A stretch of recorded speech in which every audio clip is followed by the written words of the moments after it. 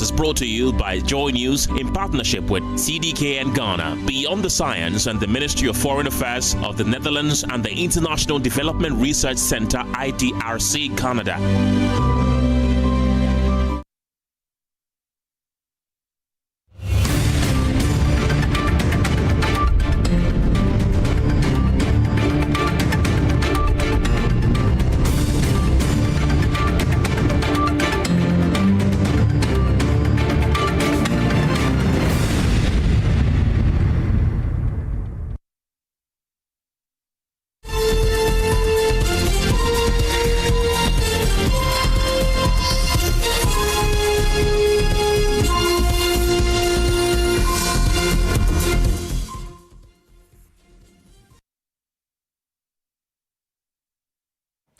Hello, good afternoon. Welcome to The Pulse. This broadcast is live on DSTV channel 421, GoTV channel 125, and on all our social media handles. We're joining you on TV.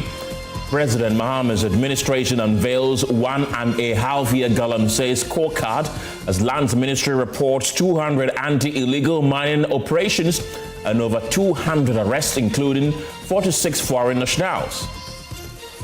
Secretariat conducted 169 enforcement operations targeting illegal mining sites, forest reserve, river bodies, and concession encroachments. We have the details, and we will also hear from civil society organizations on the assessment of the performance. We also have details as the Minister for Lands and Natural Resources vows the financiers, kingpins, and all those involved in illegal mining will be brought to justice, plus Cabinet revokes Executive Instrument 144, effectively restoring the Achimota Forest to its original status as a forest reserve. And Joy News investigation revealed a land restoration program implemented by the Minerals Development Fund has become a vehicle for coveted illegal mining activities in the Ashanti region. Motorists brace for higher fuel prices from Thursday as oil marketing companies prepare to increase pump prices driven by global crude oil market pressures and a slight weakening of the cedi. We speak to COPEC here on The Pulse. Lawyers for the former chief executive officer of the National Buffer Stock Company filed a motion to strike out the fresh charges preferred against him, describing them as fatally defective. We have details from the Accra High Court. Sports Ministry races against time to reach agreement with Black Stars coach Carlos Queiroz before AFCON qualifiers. The latest of these and many other stories are coming up right here on The Pulse. The Pulse is brought to you by Defendril Cough Expectorant. Defendril, breathe easy, feel better. My name is Kenneth Gyasi. See you in a moment.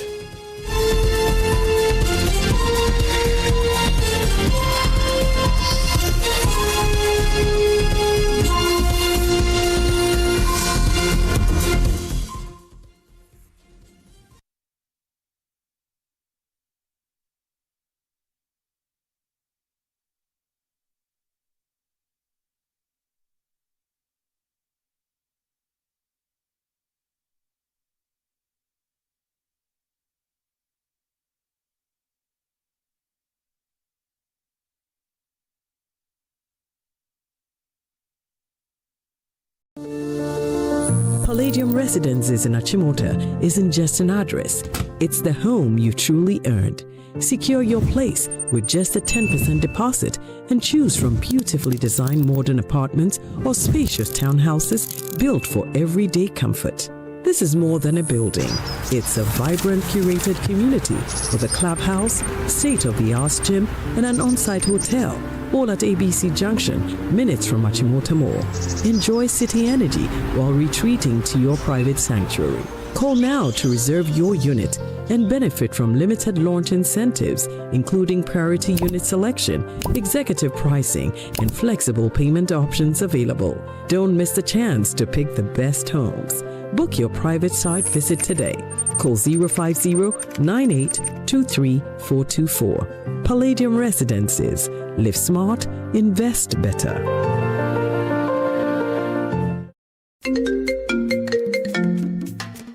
Hello, my name is Pamela from Customer Service. Please revalidate your account by texting your Ghana card number to 0500,000 247. Hey, Abili, wabadim. Madam, give me the numbers behind your ATM card. I'm calling from the head office. An email was delivered across to our customers this morning. Confirm if this is your bank account. 100,100,100.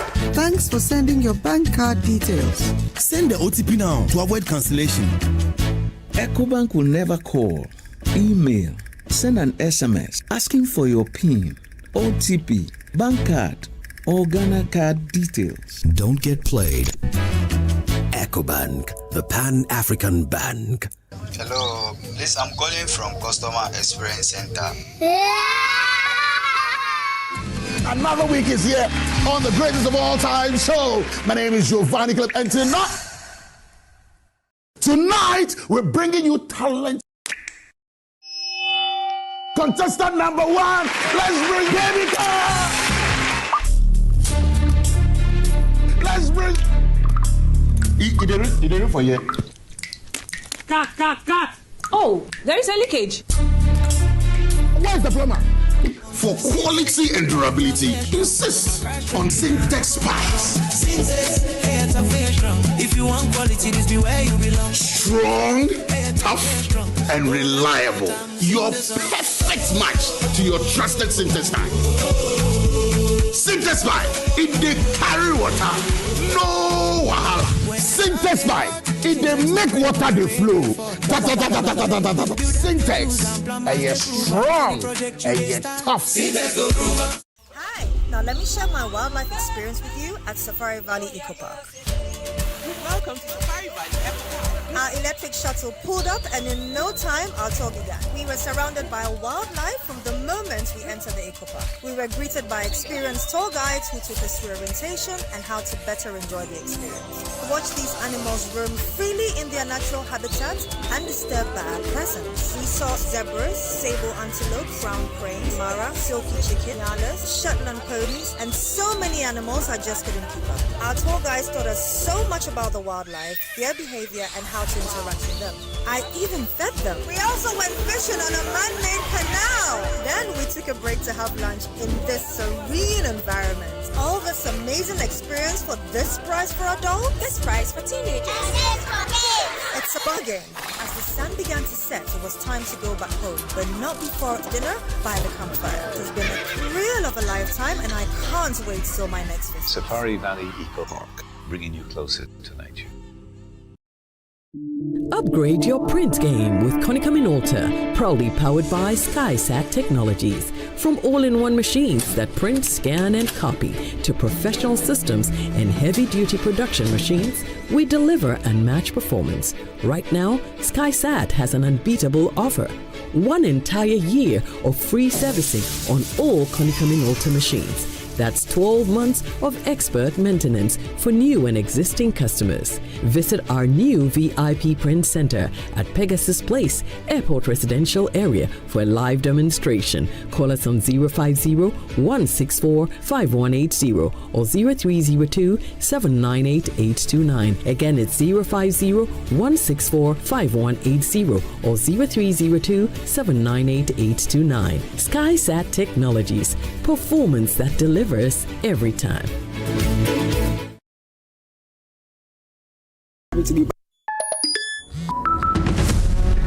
I didn't think it would happen to me, but it happened to me. Ghana's digital economy is booming. Millions of transactions, billions of cities, a future powered by technology. But beneath the convenience lies a growing threat. Now it's becoming more towards digital fraud. If we place convenience excessively over security, we run the risk of breaking down the number one currency that we have in that ecosystem, and that is trust. The Digital Economy Forum is a thought leadership series examining the opportunities, risks, and choices shaping Ghana's economic future. In our maiden edition, we tackle a critical issue, the trust crisis, why fraud is holding back Ghana's digital economy. we need to have a 360-degree solution. Join Head of FinTech and Innovation at the Bank of Ghana, Elhanan Oreku-Asare, Economist Professor Godfred Bokpin, CEO of Ghana Association of Banks, John Ewua, Executive Chairman of E-Crime Bureau, Dr. Albert Enchibu-Esiako, Chief Risk and Compliance Officer at Mobile Money FinTech Limited, Godwin Tamaklo, Deputy Director General in charge of Technical Operations at the Cybersecurity Authority, Stephen Kujo Seshi, and Head of Internal Affairs at Haptel, Ebenezer Before, the Digital Economy Forum, the Trust Crisis, Why Fraud is Holding Back Ghana's Digital Economy, brought to you in partnership with Haptel. It's happening on Wednesday, July 22nd at 8 p.m. live on Joy News, Joy FM, and across our social media platforms.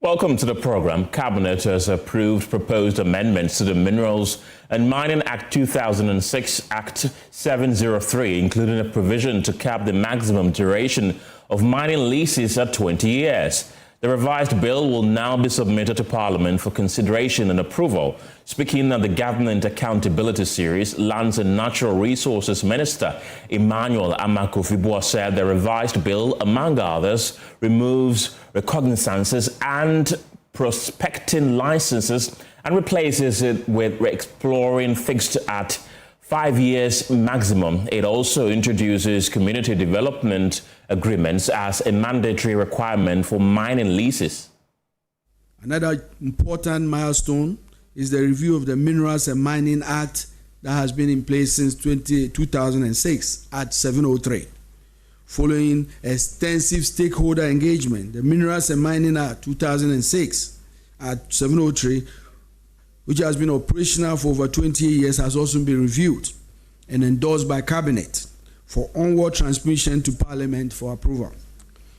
Currently, it's being gazetted. The revised bill provides an updated, coherent, and forward-looking legal regime to ensure that mining contributes immensely to national development. And I'll give you some few highlights on some of the changes that you will see in this new act. The act introduces district mining committees, and forever we are going to finally empower communities where the mining takes place by saying that anybody who is going to be engaged in licenses will begin the licensing process with the communities. They will give their recommendations before you come to Accra. We have removed reconnaissance and prospecting licenses and replaced it with exploration licenses fixed for 5 years maximum. Why? For a long time, the industry has been occupied by speculators who have simply taken licenses and occupied the whole of Ghana and do nothing. We want serious investment that are focused on the serious business of mining, exploration. And so there are timelines in this exploration period. A 2-year, we will see your work program, and then we will extend it for a maximum of 5 years. If for 5 years you can't act, we will take it from you.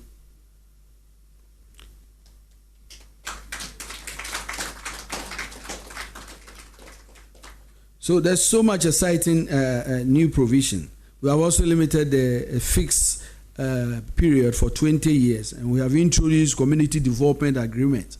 There's always the communities complain about development, and so every mining lease will also have another additional community development agreement that has been signed between the mining company and the community. And so it's not going to be no longer a choice of a mining company who will decide, oh, I'll give them some water. The community will negotiate in those mining agreements with community agreements with their critical needs, and that will be agreed voluntarily by the mining company and the community. All of these innovative ideas are going to be in the new law. Oh, you can clap for that. You had the Minister for Lands and Natural Resources, Emmanuel Akufo-Addo, who also said that Cabinet has revoked Executive Instrument 144, restoring the Achimota Forest to its original status as a fully protected forest reserve and reversing the decision made 4 years ago to remove a portion of the reserve. Ladies and gentlemen, I have a very important news in the forestry sector as well. I'm happy to announce a historic cabinet decision taken on the 24th of June 2026 to revoke executive instrument EI 144 as amended by EI 234, effectively ensuring that the Achimota Forest retains its original status as a forest reserve and providing ecological safety zone for Accra and its environments. And you have to clap for that. If you think about it, this is the only last man standing forest cover in Accra, and President Mahama is determined to protect it at all costs. Achimota Forest, the EI has been revoked, and what it means is that all of those areas are part of it. I won't go into those who have willed it. I believe that is a matter they can deal with. But what I know is that President Mahama believes that the people of Ghana deserve an environment that will keep us all alive, and that's why he's protecting the Achimota Forest. Emmanuel Akufo-Addo also said 200 anti-illegal mining operations have been carried out by the National Anti-Illegal Mining Operations Secretariat's Task Force, NIMOS, over the past 6 months, leading to the arrest of more than 200 suspects, including 46 foreign nationals. In progress. We now move to the National Anti-Illegal Mining Operations Secretariat, NIMOS. Ladies and gentlemen, the fight against illegal mining remains one of the ministry's highest priorities. During the period under review, NIMOS sustained nationwide operational tempo against illegal mining across 6 endemic regions, namely Ashanti, Western North, Eastern, Bono, Ahafo, and Central. A total of 200 operations were executed across 53 districts, recording an operational strike rate of over 84%. I think we can appear in steam.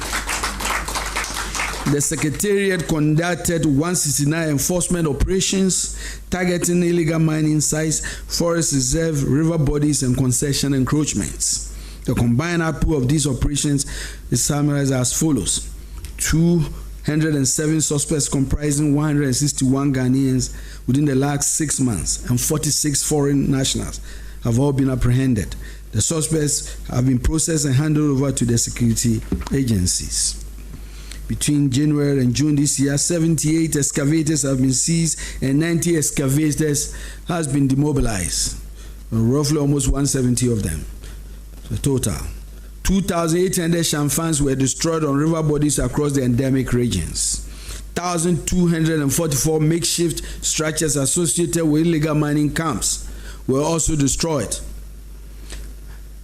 302 water pumps, 31 vehicles, 72 motorbikes, 18 generators, 2 payloaders, 5 gold detector machines, 3 outboard motors, 3 weighing scales, and 2 mini car washing machines were all retrieved from active and abandoned sites. 112 pump action rifles, 2 sidearms, 2 locally manufactured rifles, and 1,637 rounds of assorted ammunition have all been retrieved just in the last 6 months. You can just imagine the war we are in. And let's clap for NIMOS.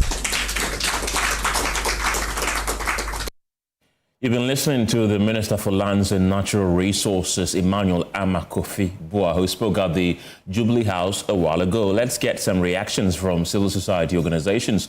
And joining me on the telephone lines right now is Awula Sewa of Eco-Conscious Citizens. Awula, welcome to the program. Are you satisfied with the scoreboard delivered by the Minister on the fight against illegal mining? Good afternoon. Thank you very much for having me. We are pleased that EI 144 has finally been revoked. We know the Achimota Forest Reserve, the lungs of Accra, the last remaining forest reserve in Greater Accra. So we are pleased that EI 144 has been revoked. We are pleased that LI 2462 was revoked earlier. But when it comes to the fight against illegal mining, apart from Chairman Wontumi, who is being prosecuted, which high flyers or what you call politically exposed persons are being prosecuted? I've seen the number of people who are arrested, but which campaigns, as they are called, are actually arrested. So if there's a worry that the president himself said that members of his own government might be involved, and there's a concern that they are not being prosecuted. But we have the ordinary Kwame and Kojos being prosecuted. As you know, we still face an existential threat from illegal mining. So it's about high time that those behind the big boys behind illegal mining are also arrested and prosecuted. But yes, we are pleased that after years of advocacy, EI 144 has been revoked. And we hope that part of the forest that were willed to individuals will be taken back and incorporated into the forest reserve. Let's look at NIMOS operations. The minister did indicate that NIMOS has carried out more than 200 anti-illegal mining operations, leading to the arrest of over 200 suspects, of which 46 of them are foreign nationals. Convincing enough? You see, what I've just said is that, yes, fantastic. We've arrested over 2,000 people. Clap, clap, clap. Very, very good. But what we need to look at is that what is happening to the big boys who are perpetrating this illegal mining. There are all sorts of reports in the media about DCEs, political appointees, ministers who are allegedly involved. Names have been given. I'm not going to mention names on your station, but names have been given. Why are they not being arrested and prosecuted? Yes, everybody involved should be arrested, not only Kojos and Kwame, even the so-called politically exposed persons who are complicit or directly involved in illegal mining. Why are they not being prosecuted? Is it only Chairman Wontumi? Is he the only person the only big high flyer involved in illegal mining? Of course not. What is happening to the others? To see the real commitment, we need to see more prominent persons allegedly involved in illegal mining being prosecuted. And let me add here that on Friday, the Atronsu activists are going back to court. These were activists protecting the Atronsu stream who were being prosecuted by the state, whilst the people destroying the landscape and the Atronsu stream are walking free. We've been reliably informed that the Attorney General is going to drop the charges. But we wait to go to court on Friday and to hear it announced in court that the charges against the activists have been dropped. Until then, they are facing prosecution, which is not a good thing, and doesn't show a commitment against fighting illegal mining. Well, the sector minister also did indicate that government is now capping mining leases at 20 years, which will improve accountability. Do you think that is enough, the number of years that we are capping it at, or something better could have been done? You see, this is one thing. Another thing I would say is that we are issuing, whether you call it cooperative mining licenses, like confetti. And a lot of the people who have the licenses are not properly equipped to do responsible mining. So what exactly are we doing? That we don't even have the resources to monitor. So, for example, we give mining licenses, and even the duty bearers don't even know that you can't start mining just with a mining license. You need a permit from the EPA. So they start just mining willy-nilly. And if we really are interested in stopping the ongoing exercise, we have to stop doing licenses like confetti. We have to ensure that anybody who has a license has been properly, where he's going to mine is properly looked at. He has all the things he needs in place and does not destroy the environment. Because having a license, whether you cap it or you don't cap it, having a license, if you don't monitor and ensure compliance, then, illegal or irresponsible mining will take place. So we really need to do much, much more if we want to save Ghana from the brink of disaster. Because let me say this, we are on the verge of an ecological catastrophe. Over 60% of our water bodies have been poisoned. Our food is poisoned. And we don't seem to be getting to grasp with the real issues. And arresting and prosecuting those who are actually causing this mayhem. It's those down the line who are being arrested. And let me use this space to say that there's also illegal mining going on in Etiwa Forest Reserve. And therefore, we are pleading with the government to turn Etiwa Forest Reserve into a national park, because a national park has more protection than a forest reserve. And we are hoping that the illegal mining will stop in Etiwa, which is a globally significant biodiversity area. 3 rivers take their source from Etiwa Forest Reserve. And it's a shame that we are sitting there as the forest is being decimated by illegal miners and poachers and others. Well, still on that, though, he also spoke about the licenses given out to prospective licensing in the country, reconnaissance licensing. He says that now it is capped at 5 years, exploration license limit. Many are scared that it could affect investment into the country. With the capping of exploration license at 5 years now, are you concerned or worried that it could affect investment, as many are already calling for? You see, I'm not that way inclined. You see, I'm thinking about the environment. You're talking about investment. I'm sure you're aware that we've been told that the number of kidney disease cases has gone up 4 times. Being on that, not a small matter. So we're talking about investment, but I think what we need to be concerned about is the health and the welfare of Ghanaians. I keep on saying that we cannot eat gold. Therefore, if the mining licenses are being capped and it is believed that that would help, so be it. But my major concern is not just the capping of the licenses. My major concern is how we are treating our environment. Whether you cap it or you don't cap it, if you don't monitor, if you don't have the resources to ensure that those who have licenses are going according to the parameters of their license, then I'm afraid not much will be achieved. Professor Simpon Boateng warned that the fact that one has a mining license or an exploration license, whatever license you want to call it, doesn't mean that the person is operating within the parameters of the license. Right. So it's more important to ensure that the duty bearers who are supposed to be monitoring have the capability to do so. They have the resources. That is what is more important. Otherwise, you can cap it at 1 year, cap it at 4 years. If you can't monitor, then what is the practical value? Awola Sewa, I want you to hold on for me. Let me bring in John Dako, who is the MP for Swami and also the legal counsel for the minority in Parliament. He's also on the Environment Committee in Parliament as well. Mr. Dako, welcome to the program. The Sector Minister, Emmanuel Amakofibo, has announced a slew of changes in our mining sector. One of the key things is the 20-year cap on mining leases. Is that something the minority supports? Well, thank you very much for having me. This thing has been debated for a while. I mean, even amongst our corporates, there are those who believe that because we need to attract investment into the mining sector, capping the tenure to 20 years will be a problem. But I don't think that that's an issue we should debate at all, because even in the oil and gas sector, the Petroleum Act puts the tenure at 25.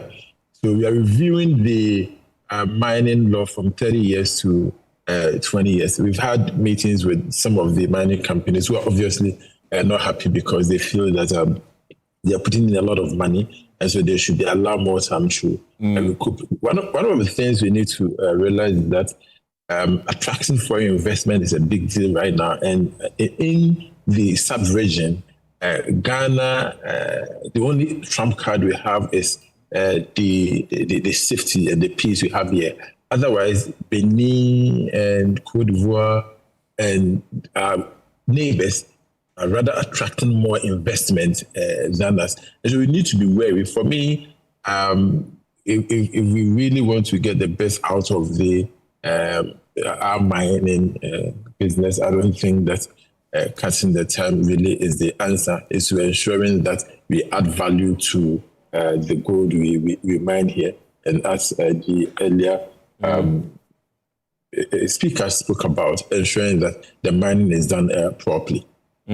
So the minority really has an issue with the 20-year capping, if I understand you correctly.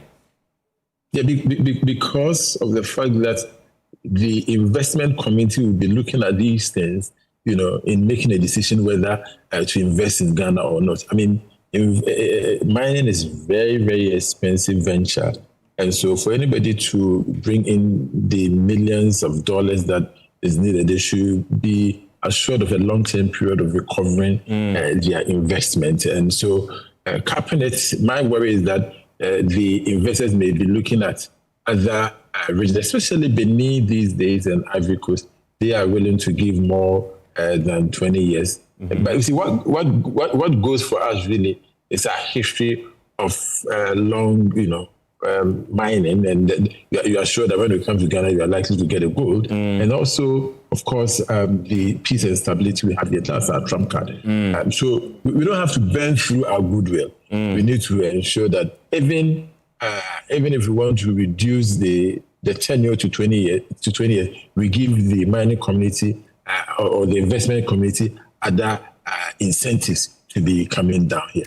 Well, the 20 years, according to the minister, is subject to review and possible extension if after the 20 years it examined that the company did what indeed it said it was going to do. So it doesn't necessarily mean, per what the minister said, that 20 years and it's over. If you meet the requirements and satisfied all the things you said you were going to do, surely there's going to be an extension.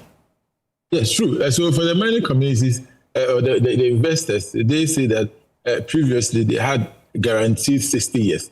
Now it's more or less guaranteed 40 years. Because if you look at the Minerals and Mining Act, when it comes to the renewal, it's mandatory. The law says you shall renew. That's after they've met all the requirements. And so they have always seen that as a more or less 60-year lease, but now they see it as 40-year lease. And so it all affects their investment plan and opportunities. Yeah.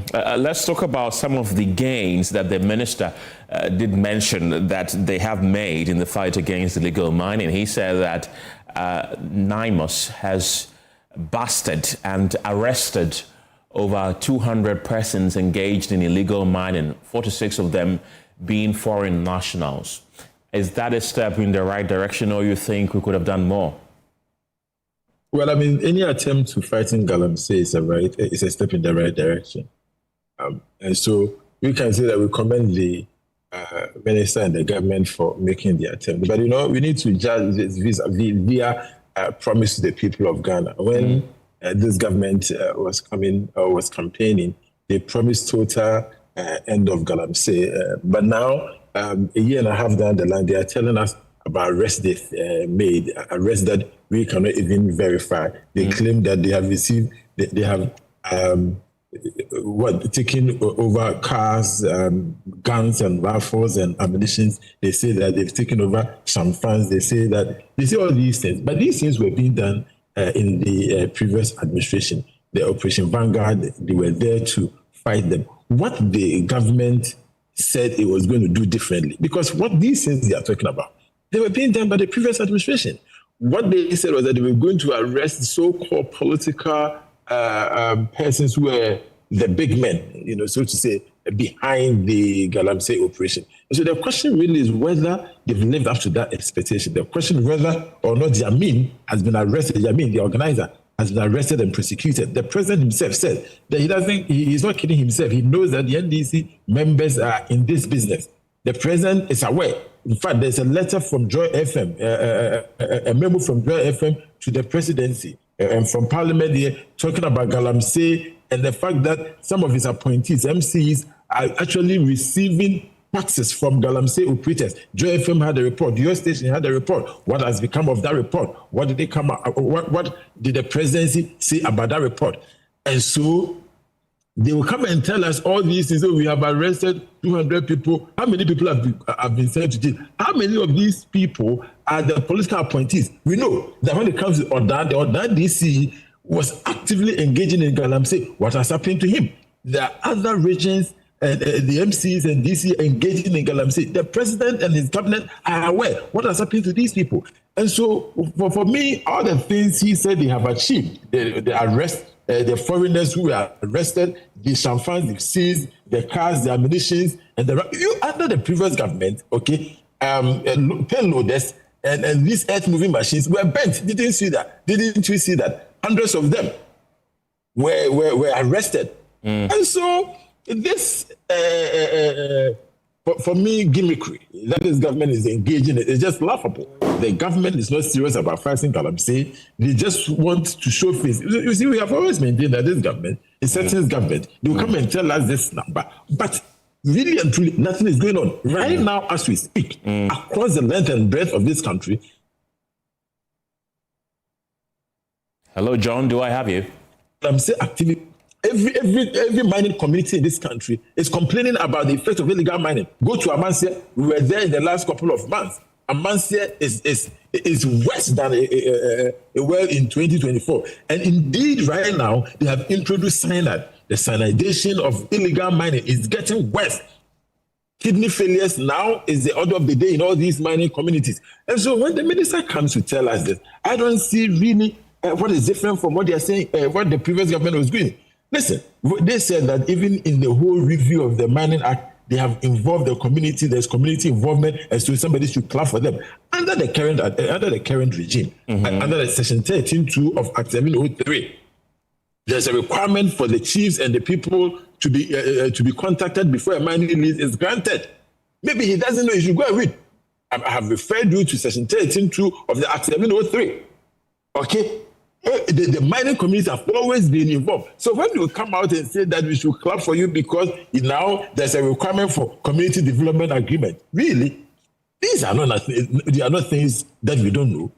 There's nothing new in all the things they are saying. This government, and it saddens me that some Ghanaians are still following them because it's just sentence. There's no solid policy to resolving the illegal mining as we see it now. All the things they said, my brother. You are the media and the people of Ghana are listening to us. Under the NPP government, where payloaders not arrested, where earth-moving machines not arrested, where they're not kept, didn't we seize some funds? Didn't we seize cars, ammunition? Didn't we arrest people? Didn't we seize gold? Didn't we see all the things he's talking about? So what is new? I think that's the kind of question we should be asking them. What they promised was to arrest the political people behind these gentlemen. Yamin is there, his MCs are there. There are a lot of reports that even some MPs in the NDC are involved. What has he done about them? Those are the questions you should be asking. Well, in terms of you asking what is new, there is a revocation of the executive instrument 144, which restores Achimota Forest as a forest reserve again, because we've heard of a lot of conversation around Achimota Forest, which at a point somebody even willed it to their family member in their will. What do you make of that executive instrument by the minister? I think it's a good thing that it's been revoked. I believe that that place, as an environmentalist, I believe that place should be reserved as it is now. Individual, I was never in support of the selling off of that place, and so I'm happy that has been repealed. But you see, the point is, the Achimota Forest as it sits now, who is encroaching it in the Achimota Forest? Is there mining going on? Because we are talking about mining, that's what I'm referring to. But let's say that mining is not going on. Is somebody building a residential apartment there? Nothing has happened. So, for me, the people of Ghana, when that news came, the people of Ghana fought against it, and the previous administration shelved it. Okay? They shelved it. Nobody can say that he has a plot of land in Achimota Forest right now. But the good thing is that now, whatever law that made it possible for it to be redemarcated has been repealed. I recommend them for that. Okay, so these slew of changes, as mentioned earlier, are part of the amended Minerals and Mining Bill, which will be presented before Parliament, according to the minister. Will the minority support this new bill or this amended bill? The minority always want the best for the country. And so the law will participate in it where we believe the amendments are not necessary, we will voice out. So, for instance, the 20-year period. For us, we believe that, yes, we need to attract more investment because this government came and promised the people of Ghana jobs. The government has collapsed jobs. ZP, even people who were employed before they came, they have sacked all of them. So thousands and millions of Ghanaian youth want employment.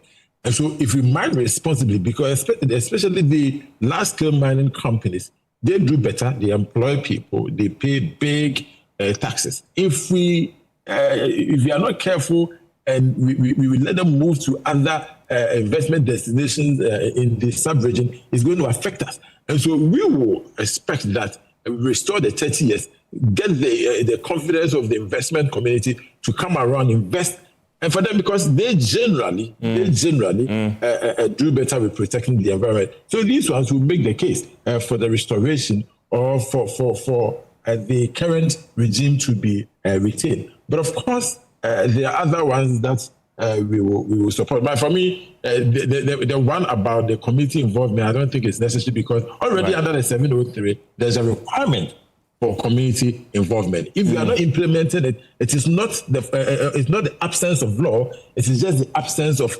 enforcement. I think that as a country, we should concern ourselves more in enforcing our laws than keep passing new laws. We've become a country of laws. There are hundreds and thousands of laws that we don't enforce. And for me, that is a problem.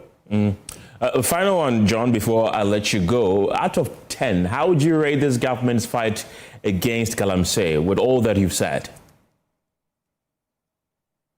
Well, I go to any of the mining communities and fetch water from the river bodies. It is still as dark as coffee. Ask Ghana Water. Look, we've had our committees. Ghana Water has appeared before us. One of the main concerns of Ghana Water is illegal mining. You can call, don't even call me, call Ghana Water.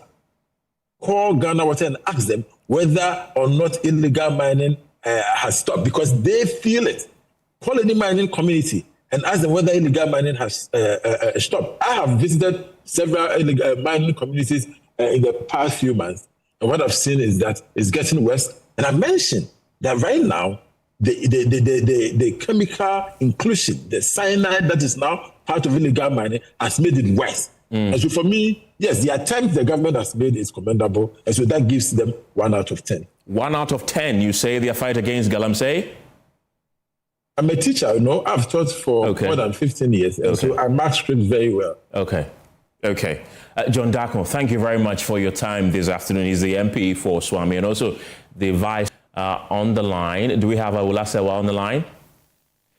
Good afternoon.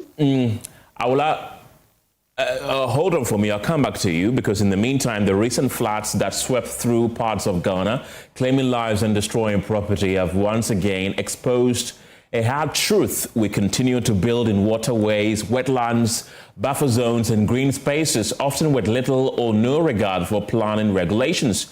Even where authorities issue demolition or removal notices, enforcement is often missing. In some cases, structures marked for removal remain in place months later. One such example is a double-decker container erected partly in a gutter on Obenusu Crescent in Cantonment. The structure was marked by the La Dadikotopon Municipal Assembly for removal, yet it still stands. So why do illegal structures continue to flourish despite repeated warnings and disasters? Awula Sewa, as I mentioned earlier, is still with me. She is with Eco-Conscious Citizens. She is very concerned about the well-being of the environment. Awula, let's put illegal mining aside for a minute and talk about this. You have been raising serious concerns about this menace, particularly this container, which the Municipal Assembly has been unable to remove. What do you make of it? Well, you see, I want to ask myself, why is the Assembly reluctant to remove it? The Assembly itself painted in red, removed by December 2025, when July 2026. Is it that the directors of the company are Is it that the directors of the company are so-called big men, as we say in Ghana? You see, the problem with Ghana is a lack of enforcement. The double-decker is what you call a low-hanging fruit. You can easily cause it to be removed. We have bigger issues, like people who are built in wetlands, people who are built on waterways, which have been responsible for some of the flooding that has killed people.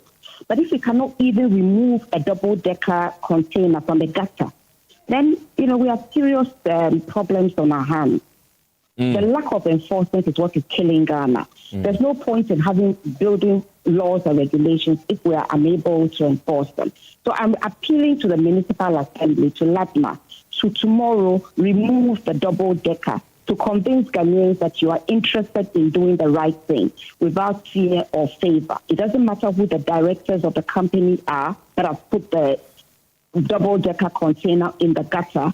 You will do what needs to be done. Otherwise, we are not convinced that you're going to do anything about structures on Ramsar sites or waterways or what have you. Awula, the final one will be about galamsey. Are you satisfied with the interpretation and explanation that we heard from the minority through its representative, John Dako, who is the vice chairman of the Environment and Science Committee in Parliament? See, anybody who is following what is going on will be very worried.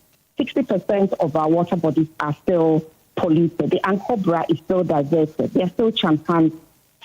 The scientists of Akufo-Addo Teaching Hospital tells us that the number of kidney disease cases has gone up fourfold. Our food is being poisoned. We are facing an existential threat.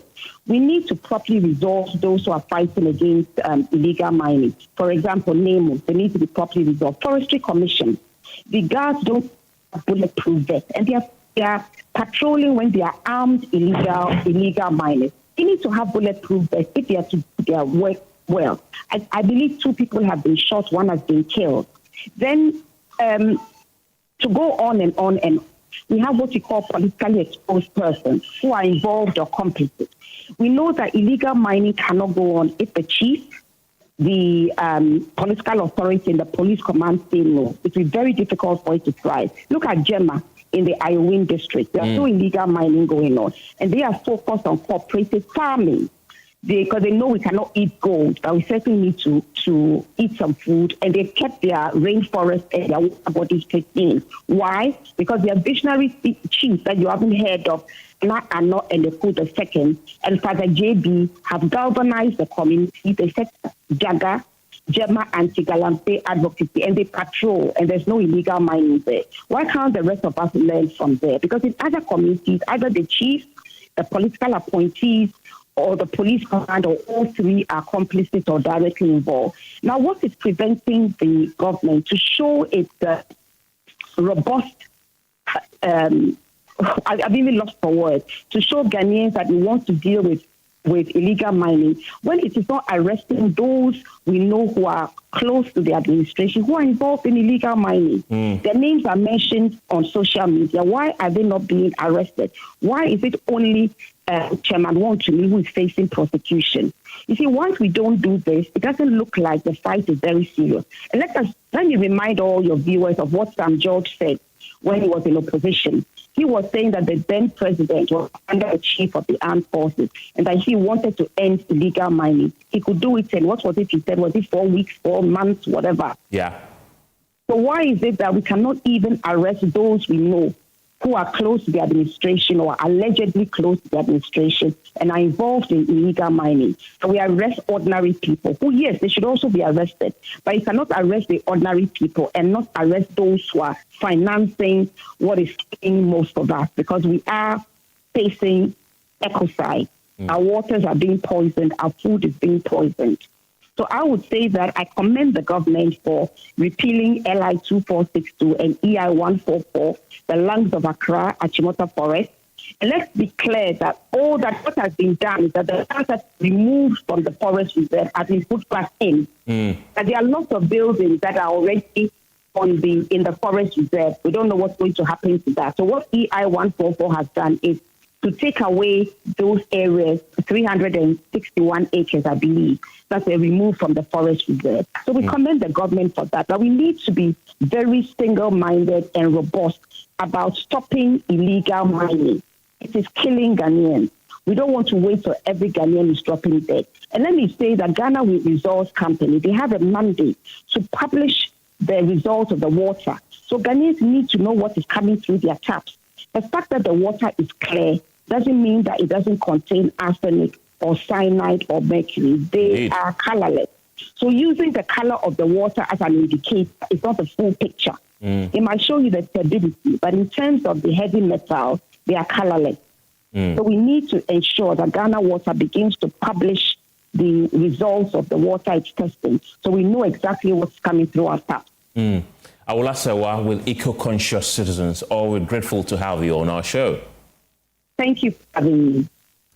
Joy News investigation has revealed a land restoration program implemented by the Minerals Development Fund has become a vehicle for coveted illegal mining activities in the Ashanti region. Some contractors partnering with the fund in the project to restore degraded lands are allegedly involved in brisk illegal mining operations.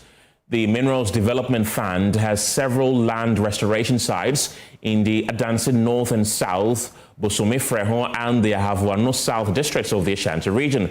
Our investigations have established the scheme is being abused as contractors of the scheme hide behind the restoration program to degrade several hectares of forests. 6 people working with one of the contractors have been arrested by the Forestry Commission for undertaking illegal mining operations in the Tinte Bepo Forest Reserve in the Ahavuano South East District of the Ashanti region. Ohemi Interior has more in this special report. Posts have been erected at the entrances of the mining sites with the inscription Minerals Development Fund Land Restoration Project. These sites are manned by heavily armed security personnel dressed in military camouflage. Several of these mining sites come with a scannable barcode.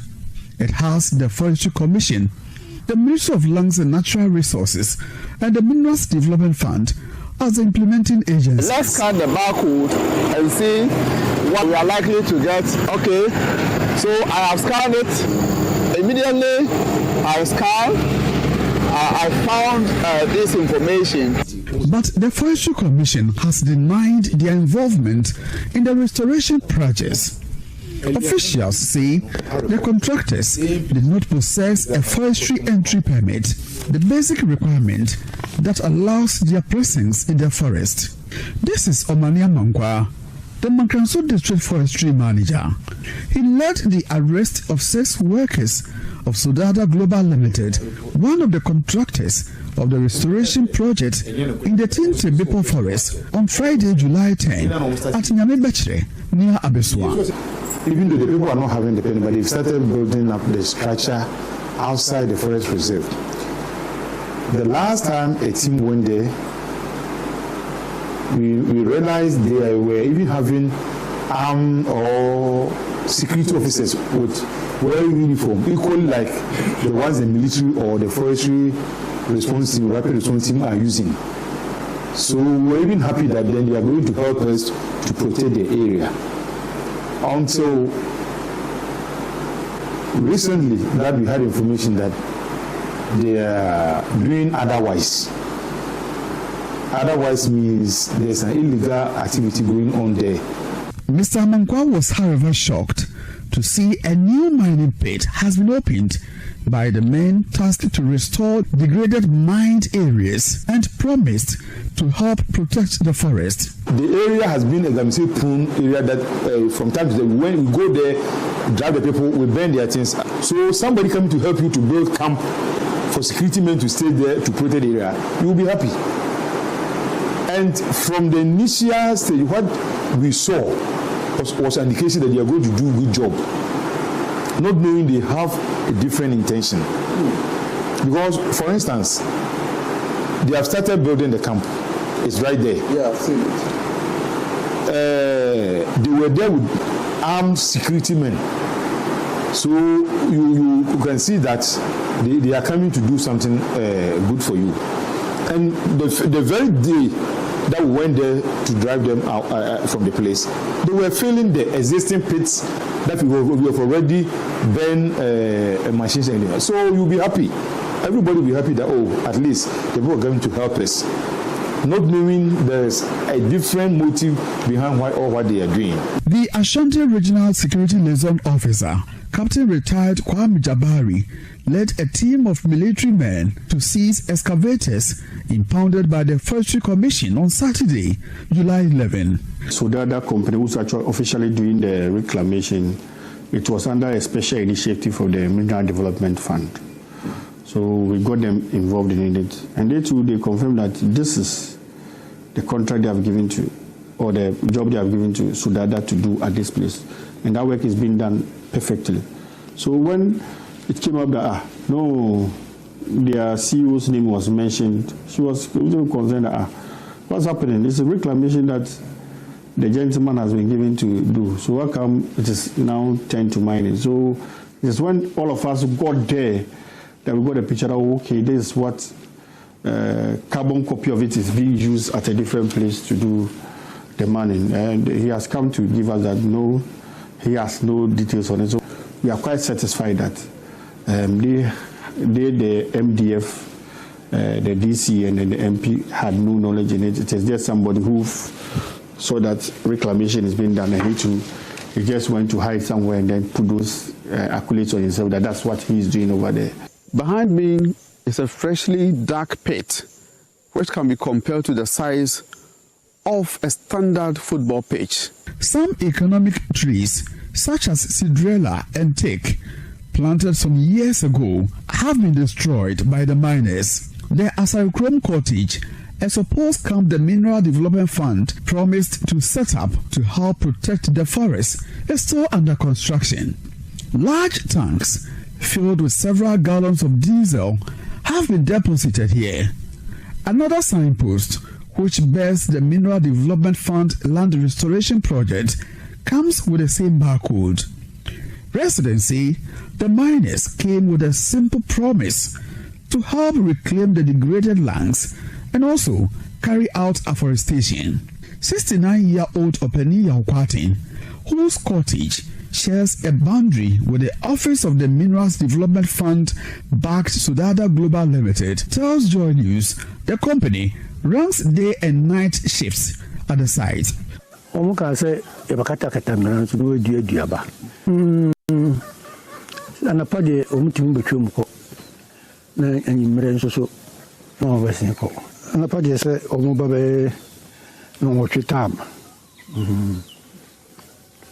Nti omo yɛ adwuma no pa no mo ana omo bɛyɛ adwuma na omo kwa omo foforo samba omo kwa no foforo aba omo no babɛrɛ omo so babɛsin bɛyɛ no nsia.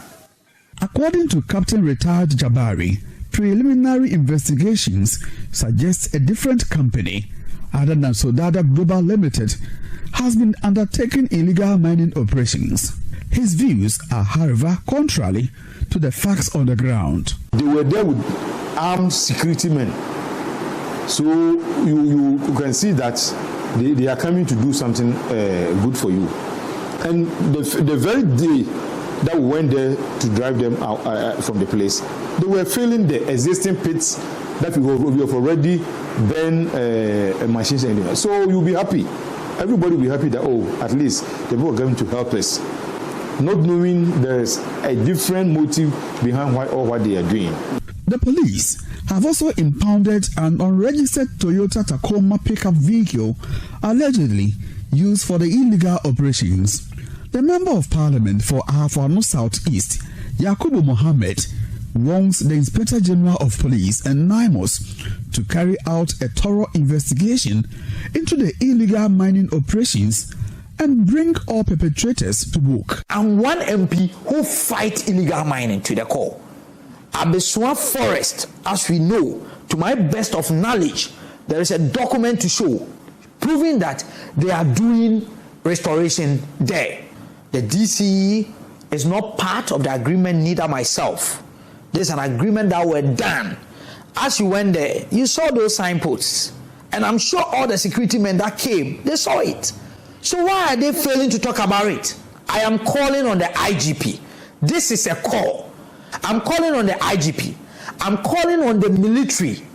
I'm calling on NIMOS. I'm calling on SWAT. I'm calling on anti-robbery to take Afuano Southeast as a personal project. They should block the road from Asempaneye in the Chem Junction. Every single site of illegal mining, I entreat them not just to arrest the machines and arrest people. They should burn the machines. The Metal Belt Coordinator for the Minerals Development Fund, Ralph Kwenu, tells Joy News the fund stopped Sodada Global Limited from operations following a monitoring tour. He revealed a camp the company was setting up for the Forestry Commission in the Tinte Bipo Reserve fell short of requirements.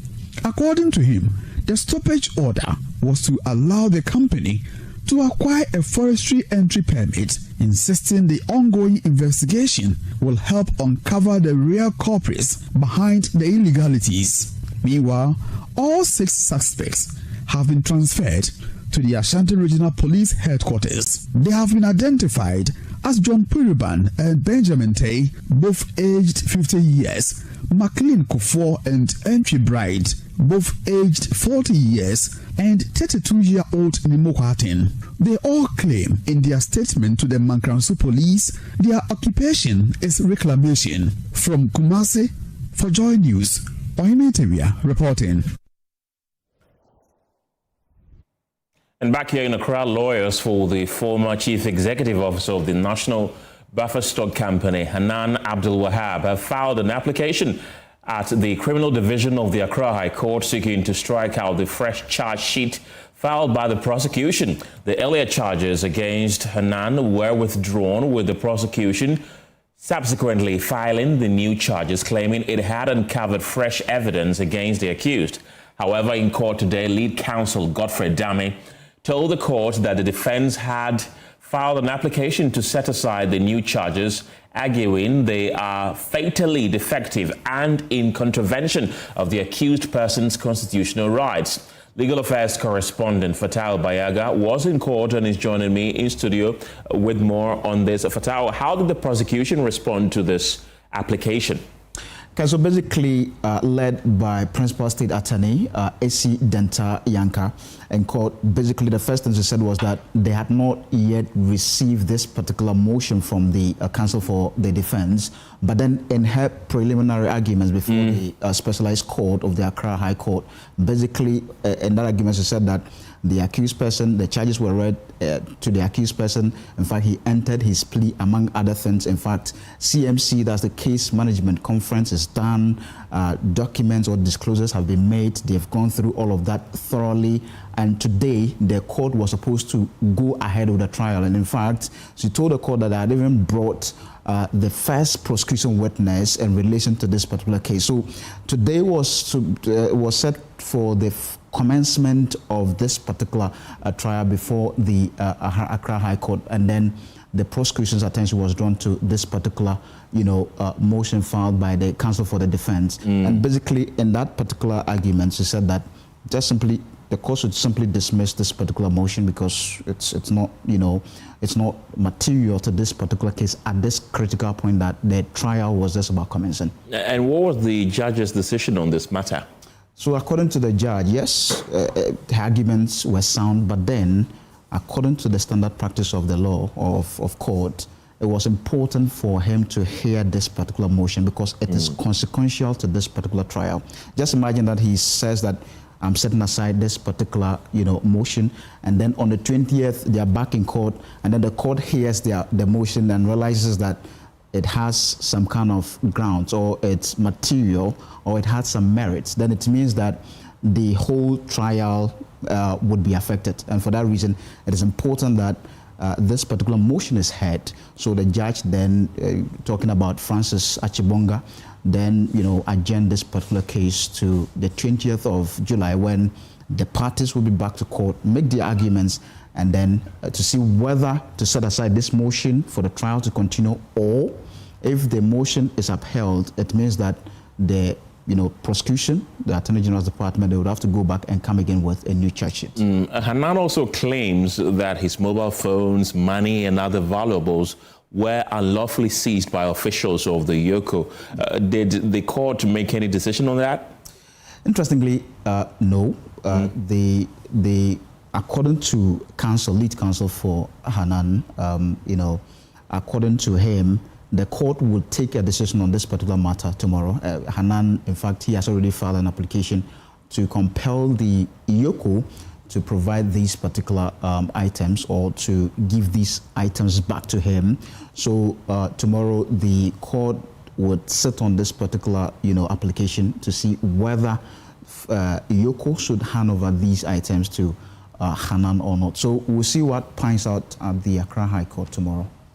Fatau Bayaga reports to us from the courts. Thank you very much, Fatau. The spokesperson for the MPP flag bearer, Dennis Miracles Abuaje, has broken his silence on his detention less than 24 hours after his release, challenging claims by the Economic and Organized Crime Office Yoko that he is being investigated for the alleged misappropriation of 55 million cedis during his tenure as head of the Interministerial Coordinating Committee on Decentralization, IMCOD. In a statement, Yoko said Abuaje's arrest was linked to investigations into the alleged misuse of the funds, an inquiry that has been ongoing for about a year.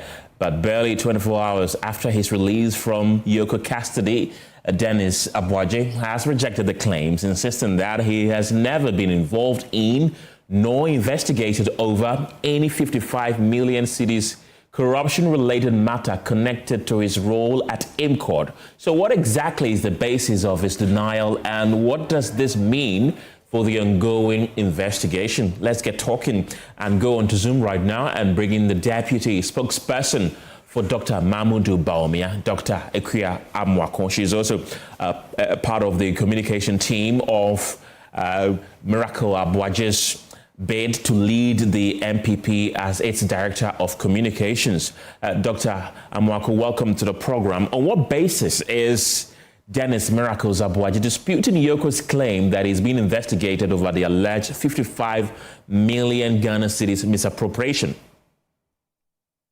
First, let me say good afternoon to all your lovely viewers this afternoon. Obviously, it's been a really difficult couple of days, but since we are still alive, we'll give praise to God. I think since Sunday, since this issue broke, there has been a deliberate attempt by Yoko to mislead the public with what is actually going on, which we find very worrying and surprising, because you expect that a government investigative agency such as Yoko would want to keep their credibility. So let me just give a little background to the events of this. Dennis was returning back to Ghana, and he was picked up at the airport by Yoko and the Immigration Service. This was about Saturday.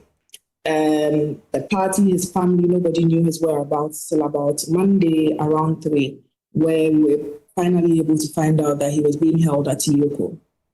So it was at that point that Honorable Atacha took off with his defense. Unknowingly to him and to all of us, Yoko issues a statement, obviously because of the pushback, because I don't know if you monitored social media, you monitored the sentiments of people when Miracles was picked up. It was clear that there was something fishy going on. And so there was a lot of pressure on the government as to what's going on. The persecution of the opposition seems to have reached a crescendo. It's just going up, and it has gotten to a point where people were fed up. So understandably, in the midst of that pressure, Yoko issued a statement. What is unfortunate is that the statement is laced with so many inaccuracies that seek to damage the reputation of the young man, which I find very worrying, because what that means is that today it might be Miracles, but tomorrow it might be you that has said something that Acha doesn't like, and he can put some charges against you. That's a very dangerous thing. So let's go into the issues that were mentioned in the press release. Firstly, it was said that some 55 million, he was under investigation for some 55 million, and some 7 charges were listed, right, Ken? Yes. Yes. But funny enough, apparently he was picked up so that he could. Can you hear me? I can. I can hear you loud and clear. Okay, so he was picked up basically on the basis of these issues. What is interesting is that during questioning, at no point did any issue of 55 million cedis come up. In fact, if you are familiar with the operations of the IMCC, you know that it's not like a complete government agency. It's not like he was the CEO of a complete government agency that will have the budget to the tune of 55 million cedis. That's the first red flag. The IMCC did not even have enough money for someone to be able to take 55 million cedis out of the IMCC and still be able to pay their staff. And indeed, it is now that the IMCC has gone down under Dennis's management, they were able to pay their staff, and then they were running multiple programs. So that's the first red flag. The IMCC does not even have that much money. Number two, at no point during the interrogation was Dennis questioned on anything to the tune of 55 million cedis. At no point were those 7 charges that were put in the press release discussed with him. So we would have to wait and see what charges EOCO actually sends to court. That is, if they are able to send the matter to court, because we've seen the way they operate. This is not the first time they've picked someone, sought to denigrate the person's reputation so much, and in the end we find out that it was the farthest issue from the truth that was as possible. What I even found frightening is that yesterday, when they went to his residence in Latte to conduct a search, I need to find out if this fellow actually works for EOCO, but somebody was able to take pictures and leak it online. I don't know if that's how we conduct criminal investigations now in this country. That's somebody who is innocent until proven guilty. You go to for a search of his property and you take pictures and release it online. What is that supposed to mean? Like, what's the purpose of that? But these are all very serious questions that we should be asking EOCO. Because like I said, it might be Dennis today, tomorrow it might be you, and it could be over something as flimsy as you said something Rumonasha didn't like, or you looked at a girl who likes the wrong way. That's the path on which we are going. Number two, before I digress too far, was the issue of the young man, the accountant of the IMCC. I believe I've shared a few documents with you, Ken. Yes, you have, and my producers will be projecting that on the screen for us. Okay. So there was also an attempt by EOCO in their statement to link those two issues, which have nothing in common. Again, at no point during Dennis's interrogation was the issue of Jawad Appiah mentioned. At no point. What is important to note in that matter is somewhere last year, an audit report was issued, which is something that happens yearly. Every year, an audit is conducted. And during that audit report, some irregularities were discovered that Gerald was liable for. They came to a conclusion that he should pay back the amount that his irresponsibility caused the government or caused the IMCC. And the total amount that he was surcharged to pay was something like 500,000 cedis. So not even up to 1 million cedis. So even if you want to talk about the matter of Gerald, there's no 55 million cedis again there. So again, we have to ask EOCO, where did they cook that figure from? So in the case of Gerald, during the 2025 audit report, they found like accounting errors that happened. So he agreed to pay back, and this gentleman has even paid almost all of the 500,000, and the only outstanding balance is 79,000 cedis. 79,000 cedis, not dollars. So again, I ask EOCO, where do they get this 55 million from? So if you are trying to say that you are charging them together, and then you even want to add that to the Gerald case, which he has never been involved in. When the young man was questioned, he made it clear that it was a mistake he made on his own and that there was no involvement of Dennis. And it's also in the auditor's reports that I have shared with you. So even if it is that case, the total amount that the Gerald is culpable for there is 500,000, of which he has cleared the debt and has a balance of about 79,000 cedis to go. So again, a simple question to EOCO is, how did they come up with this 55 million? How do you arrest a suspect and don't question him on these things, yet you issue a press release? One thing I found that was very interesting with regards to this matter is the press release was not even signed. So obviously they didn't even have the confidence to append their signature to it because they knew it was very questionable. And it's very obvious that Dennis announced his bid to be the communications director of the party. He has been one of the most ardent critics of this government. We all remember these cocoa issues and how it was going on for months and it was not getting anybody's attention. So Dennis went into the cocoa growing areas and brought their concerns to mainstream media. I was following your bulletin before, and then there were issues of galamsey going on, and I listened to Madam Awula Sewa. And she said something very good. Where are all the other people that are released on social media that this person is involved, mostly MDC people, nothing is done. We don't hear anything about this. All these issues were issues that Dennis had taken personal and was bringing to the attention of the Ghanaian public. And so for him to be arrested Rambo style, like he was absconding or that he was a hardened criminal, where is the presumption of innocence that we're entitled to here as Ghanaians? We can also move on to the bail condition. So if you haven't questioned somebody about 55 million, like I said, I'm hoping you reach out to Yoko and explain to us how they came up with that 55 million, and then you give him a bail of 50 million with 3 sureties to be justified. That is a very draconian bail condition, and we are aware that in this country, bail is not meant to be punitive. And I think everybody watching, including those in the studio and myself, would be able to say that Dennis Miracle-Sabuaje is not a flight risk. He's not going anywhere. He's probably one of the easiest people to find because at least by the end of the week, he would have gone on TV somewhere. So it's not very difficult to find him. Number 2, he had been invited previously by Yoko, I think somewhere less than 2 months ago. He honored that invitation. In fact, before he traveled, he went there himself to find out that he hasn't heard back from them what is going on. He said they were in bed and they were going to call him.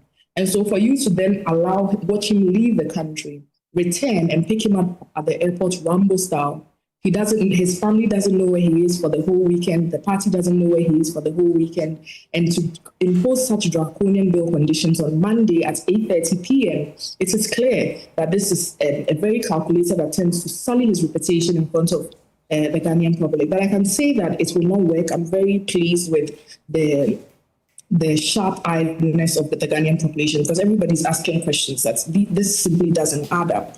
So I think that for now, that is the little I can contribute, but the lawyers will come out and issue formal statements to this. But like I said, at no point was 55 million discussed during the interrogation. The matter of Gerald Appiah, it has nothing to do with Dennis Miracle-Sabuaje. And even if it does, the liability in that case is about 500,000, not even up to 1 million cedis, of which the person has paid almost all the money and has an outstanding balance of 79,000 cedis, of which they have a payment plan for him to pay back that money. Again, the audit reports even do in that finding, if you give me a second to pull it up, where initially this matter was not even treated as criminal because it was not even treated as a criminal matter, and they had come to a conclusion and Gerald was paying back. Like I said, this happened as far back as last year, and there were payments in March, payments way before Dennis was even invited to Yoko. Again, we would like to know how those two cases are even linked. And again, where from this 55 million? Okay. Dr. Amwako, I've been going through all the documents that you shared with us, and I've been listening to you keenly as well. Can you categorically state to us that no financial laws, procurement breaches, or administrative irregularities occurred at IMCOT during Dennis Miracle-Sabuaje's tenure, or are you only disputing the 55 million Ghana cedis figure that was quoted by Yoko? So we are speaking to the statement Yoko released. Obviously, Dennis is available in this country, and if there are any legitimate concerns, he's willing and able to answer. He has never run away from that fact. But the fact of the matter is that the statement released by Yoko is filled with holes, and it simply does not hold up. And we're at a point where we are not just going to allow people's reputations to be sullied, like it has been done since this government took over. We all remember the Dubois case and how it also was handled by Yoko and how now the matter is in court and looking very different. But before they got to that point, that gentleman was made to go through a lot. He was adjourned guilty in the media by the state agencies. And that is something that simply should not be allowed to happen. It's a big threat to our democracy in this country. And so we are not going to sit by and allow it to happen this time again. We dispute every falsehood that is put out. Okay. My final question is going to be that you say the 55 million cedis is a fabrication by Yoko.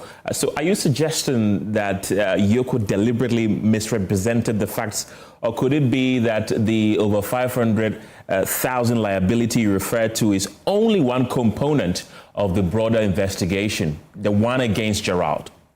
These are very important questions that we should be asking Yoko. They are the investigative body that have brought out information that we do not understand. I think these questions should be directed at Yoko because we are all curious to understand the thinking. And if you claim you're investigating somebody to the tune of 55 million, and so that is why you've picked him up for questioning, and you don't ask him about that, he's not questioning about that at all. So where did you get those things from? And again, like I said, let's wait and see what charges they are finally able to take to court, because what happened to Dennis in custody and the information they put out are very divergent. At no point they intersect. And I think that's a very serious matter. And again, this deliberate attempt to add the issue of Gerald, which in all intents and purposes was on its way to resolution. It was already dealt with and happening. In fact, Gerald was picked up somewhere 12 days ago when he looked like Yoko went to pick Dennis. Somebody that has paid back all the liabilities that liabilities are claimed to him, and it's left with just 79. Yes, he was picked up 12 days ago. And in fact, after he fulfilled his bail conditions, he was also kept at Yoko for several days before finally being let go. So I think especially with regards to Yoko, we are beginning to see a worrying pattern. I'm very sure that you're also aware that the Wager contractor, the Wager Children's Hospital contractor, was also held by Yoko. And this is beginning to be a pattern that is very worrying for proponents of the rule of law in this country, because we have to expect that we'll be treated fairly in the eyes of the law, and that politics will not get to a point where it is so muddy that you seek to denigrate and spoil somebody's reputation based on falsehood. Dr. Akufo-Addo, thank you very much for your time this afternoon. She is the spokesperson for MPP flag bearer, Dr. Mahmoud Bawumia. Well, still on politics, the third NDC delegates tracking poll for July points to a tightening race to succeed President John Mahama, with National Chairman Akufo-Addo Nketia still in the lead but losing grounds as Finance Minister Kasiel Atoforsen gains momentum. Other key contenders, including Education Minister Haruna Idrisu, Vice President Jane Opoku-Agyeman, and Chief of Staff Julius Deborah, have seen declines in support, while a growing number of delegates remain undecided. So joining me in the studio right now is Joy News research analyst Jason Day to tell us a bit more about what is happening. Jason, what do we have to know? So the first thing to know is that the poll done by Global Info and Analytics, the third that they've done on this NDC delegates, and then they've gone around asking about 5,000 people to make their own votes of those they prefer to lead the NDC. So the first question in starting their poll or making their analysis was, if in selecting someone to replace John Mahama, which of the following factors, what factors do you think you consider in selecting somebody to lead the party? And then looking at the numbers, they say that 66% as of July say performance-wise, they look at performance. They look at what the person has done in the past. They look at what the person has done in their current role. They look at if the person can actually do the job before they can choose. Now, the thing about this performance thing is back in April, it was 78% of the delegates, and now it is 66%. What that means is that 12% of people have either moved into, they don't really care, or they've moved into another category, which could be visionary, whether the person has more vision in leading the party or any other factor. These are the things that they look at, right? And but what they've seen, that's the one big thing that we've seen is that the people who used to think that the vision of the person is important in deciding who leads the party have actually dropped by 21%. But then there are three things that people don't really care about or don't really consider when they're making these decisions, and these are the ethnicity of the person, whether the religion of the person, and the gender. Gender is really striking because we thought that people put in that they need a man or they need, but I'm shocked as well. Since they did that, they don't really factor that in. All they want is if the person can do the job, if the person has a vision, or the person can actually serve the country. They move on to also do other things. They ask them if they agree if Akufo-Addo Nketia, who is the current NDC chairman, should actually continue in his position. And then in April, when they asked, 42% agreed. And now that percentage has increased to 61%. So now 61% people agree that Akufo-Addo Nketia should keep his chairmanship position. And only 26% do not agree. But then 13% don't have any opinion. The number is actually very insignificant because around 61% say he should keep his position as chairmanship.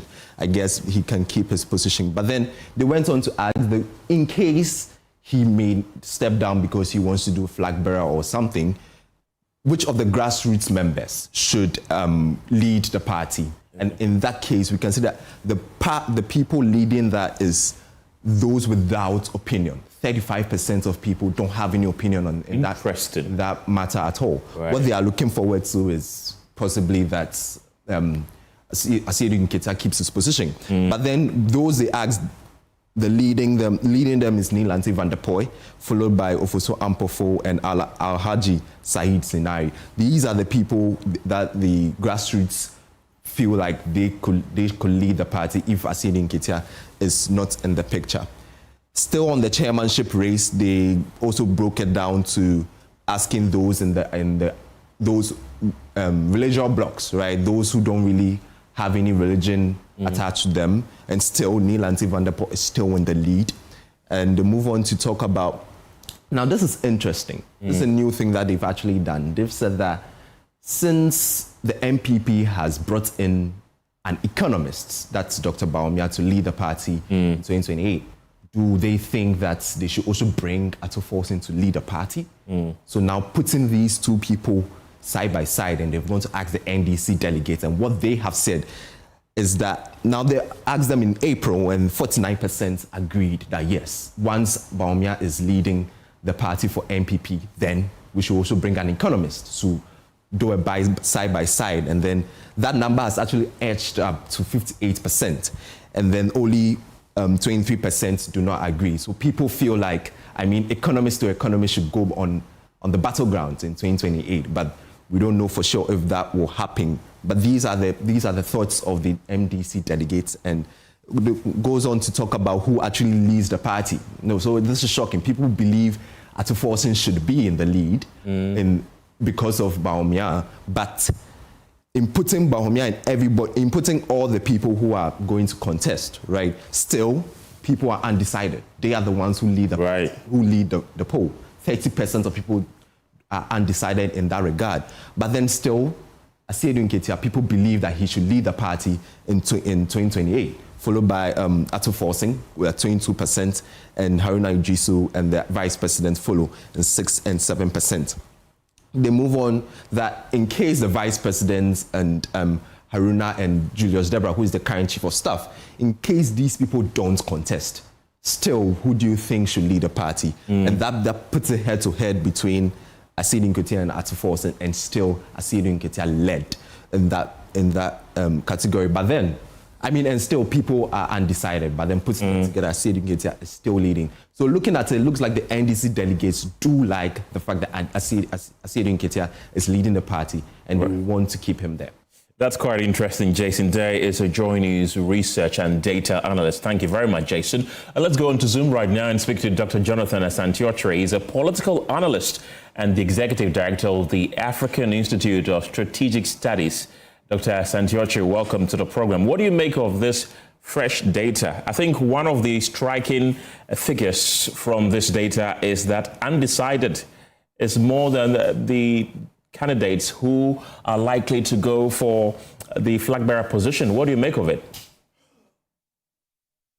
Well, Kenneth, let me say good afternoon to your viewers and to your good self. Let me put on record that over the period, my brother Musa Dankwa has been sending me, his polls. And unfortunately, not too long ago, I had cause to critique his work, and then probably he took it from a negative perspective. And since that time, he's not sent me any document for me to peruse.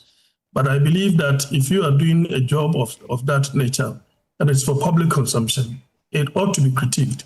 And you don't have to be averse. You don't have to have that aversion to criticism. And so that is just by the by.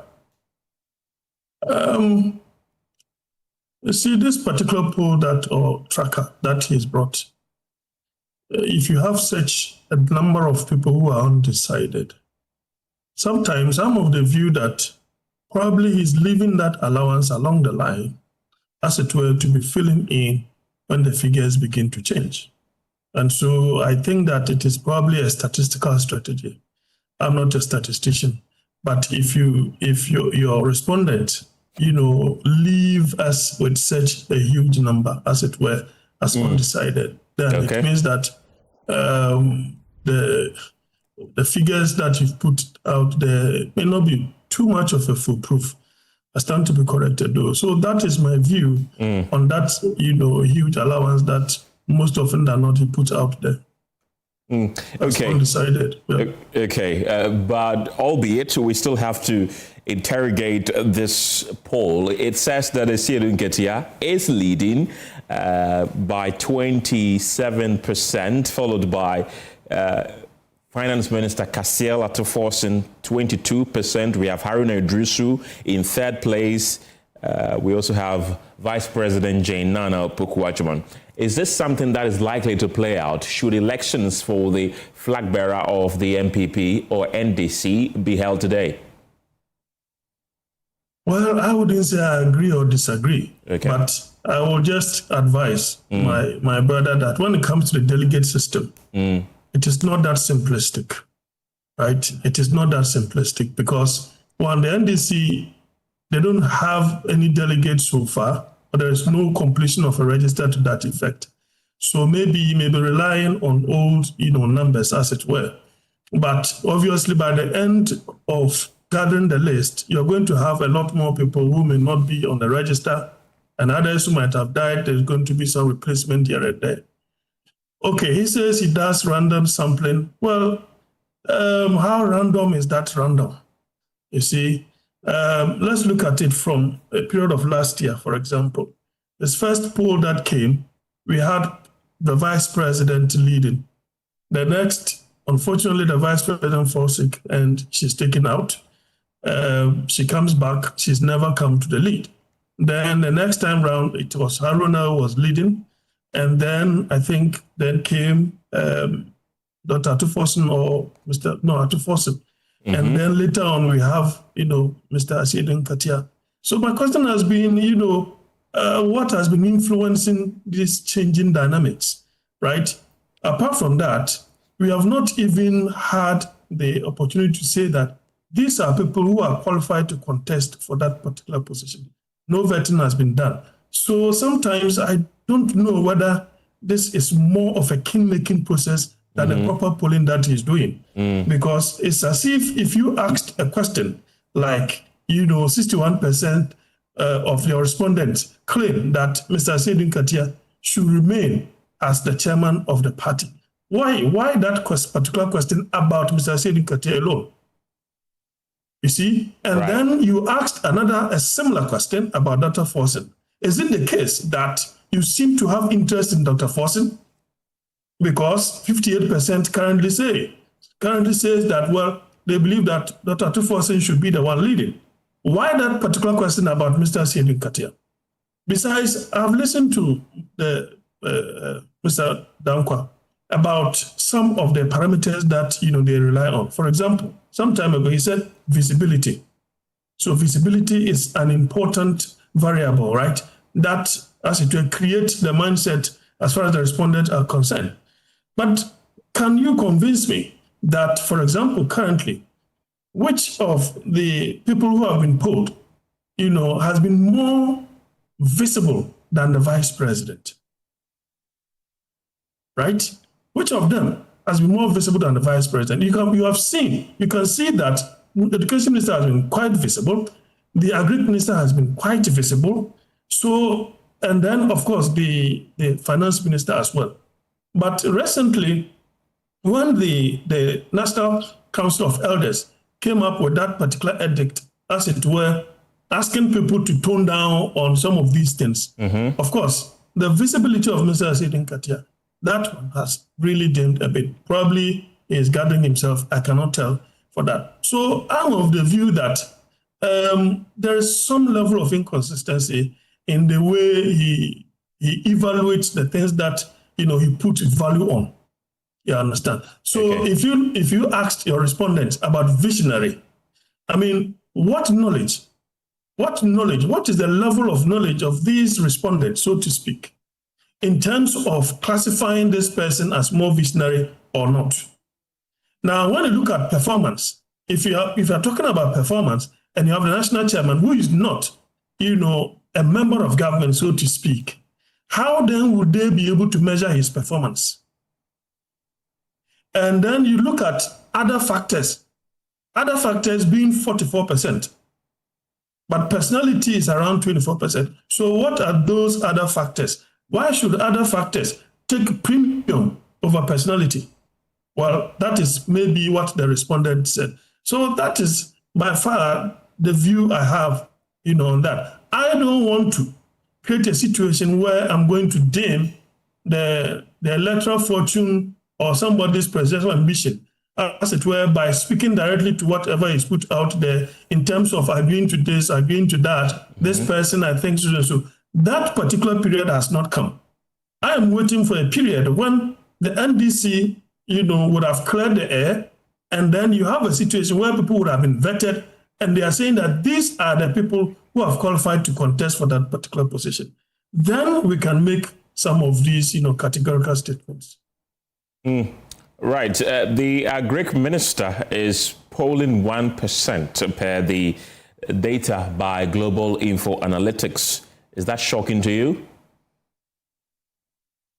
Well, if in terms of visibility, in terms of performance, it is quite surprising. It puts also, Professor Alabi at 1%. Yes. In any case, Professor Alabi was the one who contested Mr. Mahama, and he came second. So I don't know what might have changed in terms of his following for him to be scoring that, low. But you see, when you do random, sampling, computer-assisted calling, that's why I said, how random is that random sampling?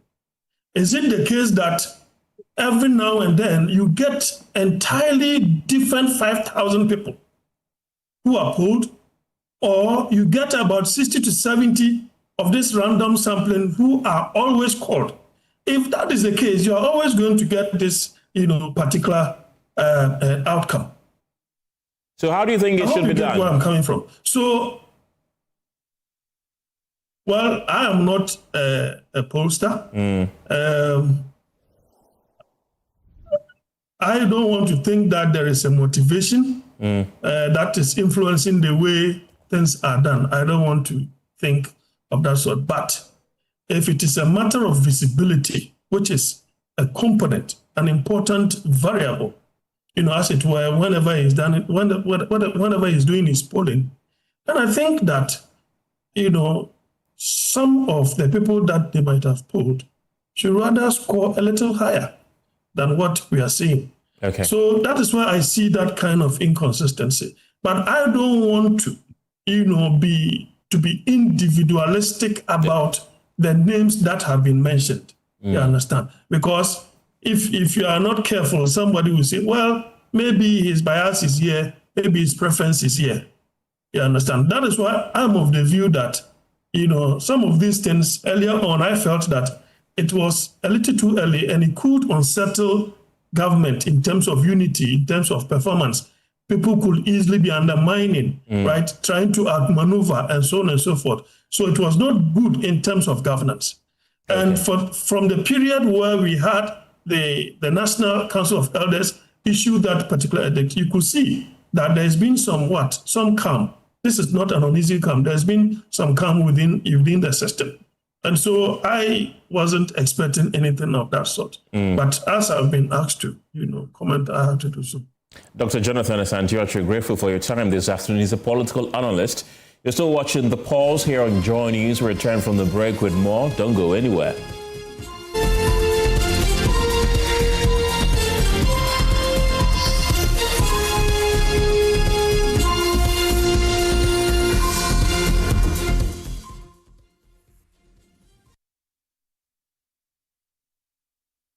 Cadbury Hot Chocolate.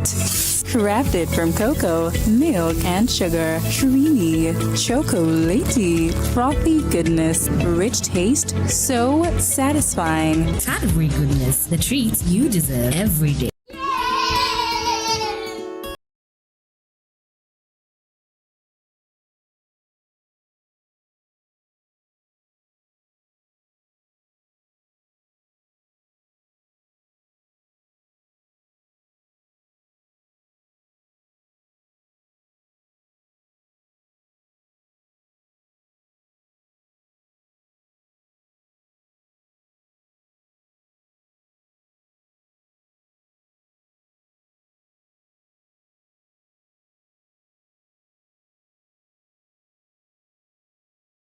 Grow healthy with KiddyVite, distributed by NS Chemist Limited. This advertisement has been vetted and approved by the FDA. Palladium Residences in Achimota isn't just an address, it's the home you truly earned. Secure your place with just a 10% deposit and choose from beautifully designed modern apartments or spacious townhouses built for everyday comfort. This is more than a building.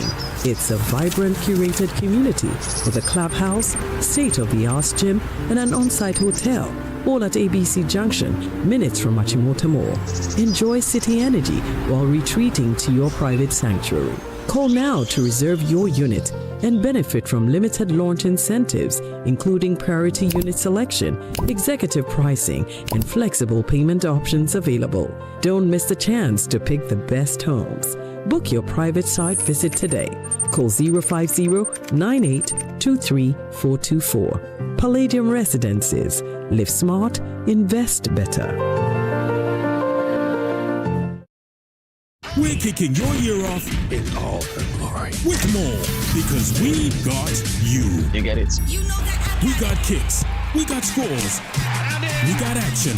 We got roars. It's my specialty. We got drama. We got fun. We got more for everyone. With an upgrade on us just for you. More channels, more shows, more reasons to stay. We got you. DSTV, we got you all the way.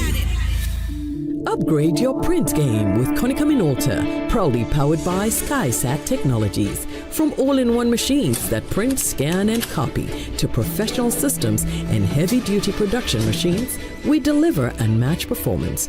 Right now, SkySat has an unbeatable offer. 1 entire year of free servicing on all Konica Minolta machines.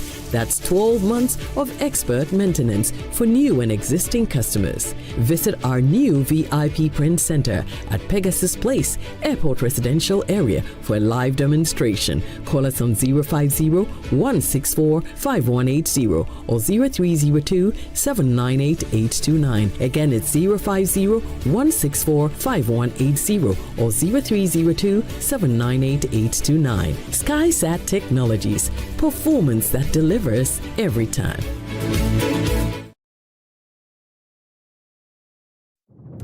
This July, get ready for stories that will make your heart race. From love and passion to secrets and lies that can ruin everything. Catch the sizzling episodes of Sins and Roses at 4 p.m., Domenica Monteiro at 5 p.m., Be My Sunshine at 6 p.m., and Avenida Brazil at 7 p.m. Central African Time. Only on Novelas Plus, Channel 133 on DSTV.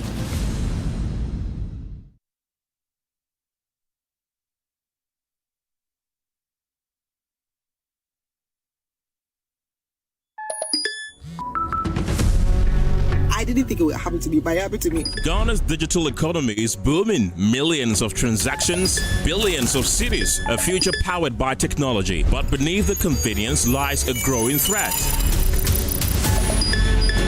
Now it's becoming more towards digital fraud.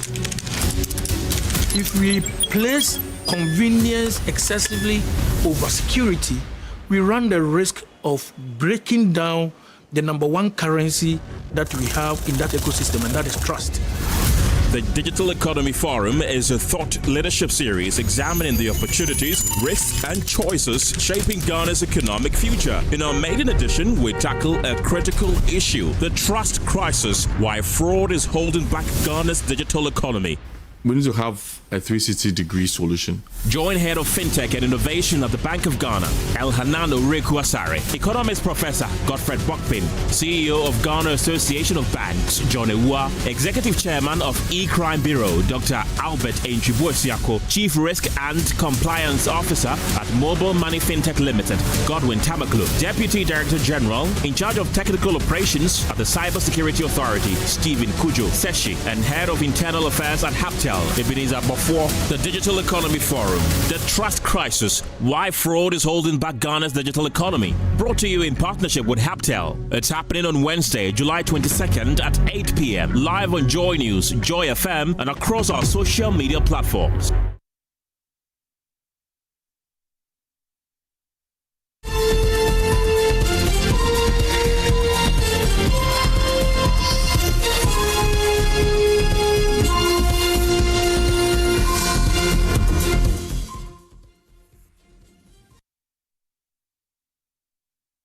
You're welcome back to The Pulse as Dagbon mourns the passing of the Yana Mahama Abukari II. We take a closer look at his journey and the critical role of chieftaincy institutions in Ghana's development from the pre-colonial era to the present day. Chieftaincy has remained central to preserving culture, maintaining social order, and shaping community leadership. But the institution has also faced recurring challenges, with chieftaincy disputes emerging across the country. So what lessons can Ghana draw from Dagbon's journey, particularly its efforts toward peace and stability? Joining me in the studio is former Minister for Chieftaincy Affairs, Dr. Dana. He is a chieftaincy researcher and legal anthropologist. Dr. Dana, welcome to the program. Henry Seydou Dana, that's his full name. Grateful to have you in our studios this afternoon, Dr. Dana. Thank you very much. What do you make of the late Yana who passed recently? First of all, let me say a good afternoon to our listeners and viewers across the country. And to say that the news of the departure of Yana has come as a shock and grief, not only to the people of Dagbon or the Gbewa kingdoms, but to all who are familiar with chieftaincy. His passing is a time for all of us to reflect and to take stock. May his soul indeed continue to rest in peace, and may his memory be a blessing. Many have argued that before colonial rulers came to Ghana, chieftaincy relatively recorded peace, and we were able to govern our people through chieftaincy without any issue. Would you say that the coming of Europeans to our shores as Africans and Ghanaians has contributed to some of the challenges that have come along our chieftaincy system? Very much so. If you take the case of Dagbon, we are talking about a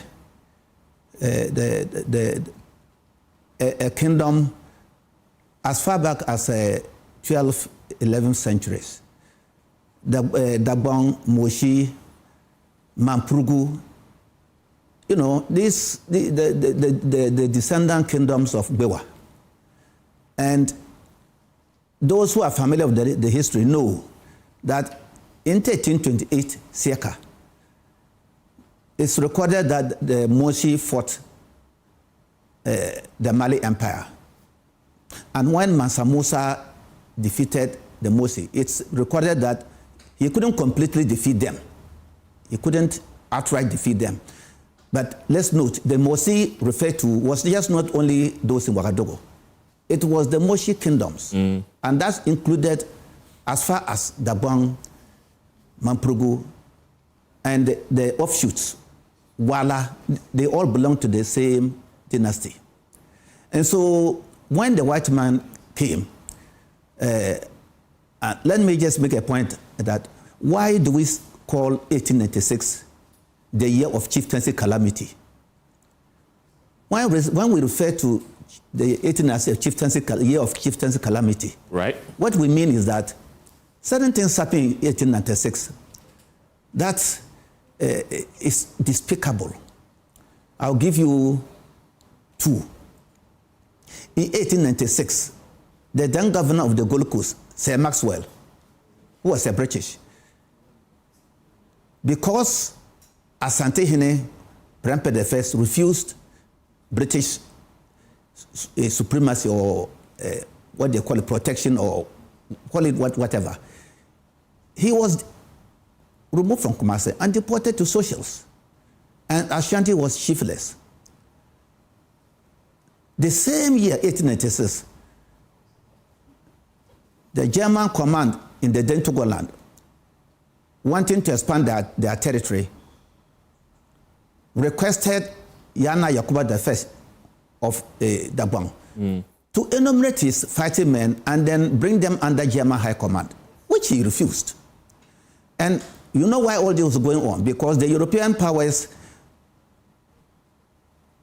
after the Berlin Conference of 1884, decided to partition Africa among themselves.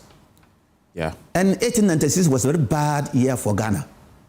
So when Yana Yakuba I refused this offer, the next thing was that a German army led by Lieutenant von Masu was on his way to Yendi.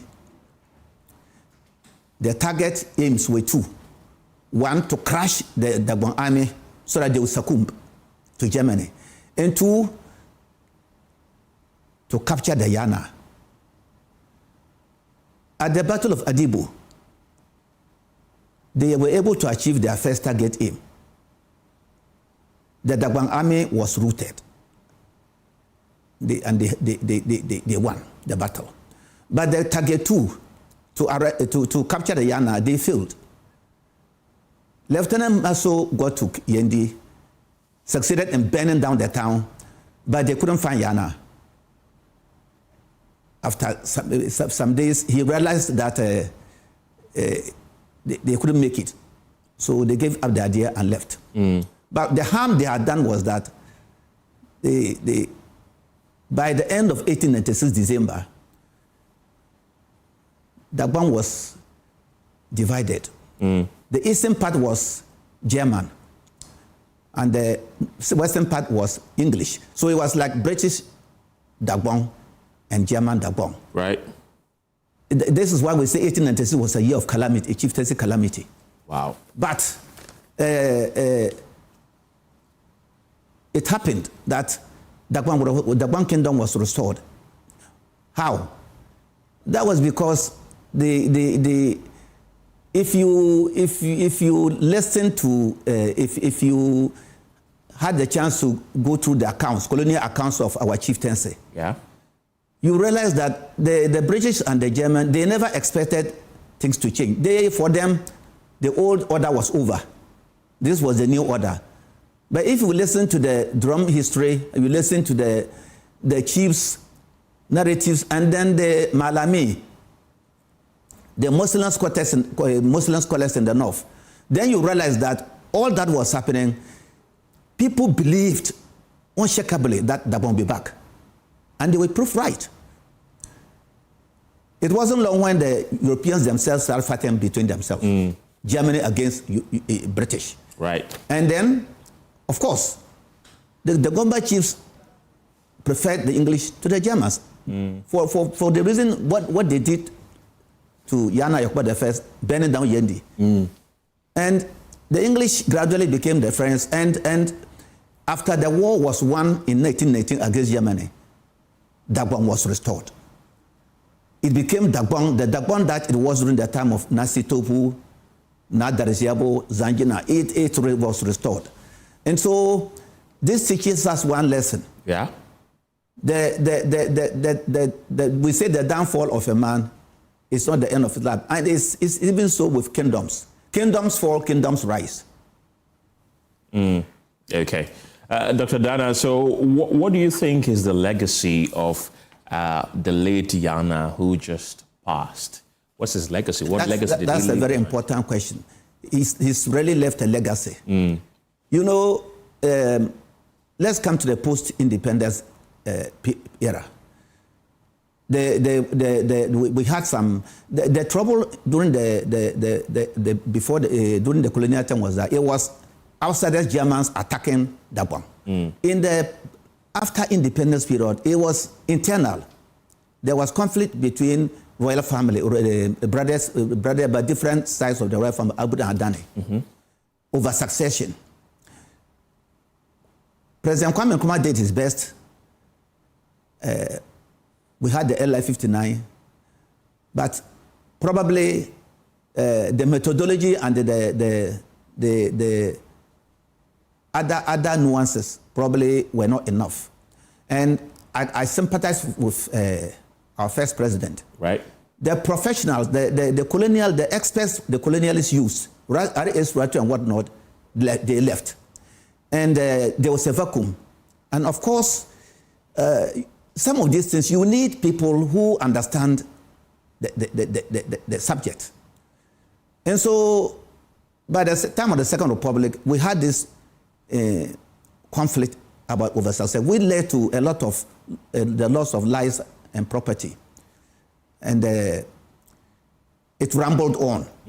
And even though the successive governments tried, it took some time before things came to order. Nonetheless, sadly, it resurfaced in 2001 and thereabout, during which time I was a research director. Right. And Yana's, His Majesty's departure, the good thing about it is that the message you'll be carrying to his brothers, the departed kings, will be that Dagbang stance. Right. So those who were thinking that, I remember in 2003, we had visiting researchers from foreign visiting researchers. And in my office, in the discussions, one of them asked me a question, the director. So seriously speaking, do you think this, your Dagbang issue, can Dagbang become one again with the division there? I also threw a question back to him. If Dagbang, when divided between Britain and Germany, could become Dagbang again, why do you think that a quarrel between brothers will prevent Dagbang from becoming Dagbang? And the answer was silence. I think that the fact that Yana is departing at this time, when the kingdom is what it was, right, it's good legacy. Briefly, before we wrap up, what message would you give to the people of Dagbang as they are in this period of transition, looking for a new leader to replace the departed Yana? Yes, I think what Dagbang, people in Dagbang has to realize that they are in mourning, and not they alone, many all over the world, particularly those who have the chieftain institution. And I can show that there are a lot of people all over Africa, right, who keep their eyes on Ghana when it comes to monarchy. And so everybody is in mourning. And the best we can do is to take stock, lie low, and reflect. And our hope is that the legacy would be sustained, so we'll get a peaceful succession. Yeah.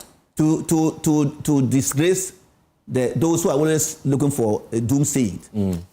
And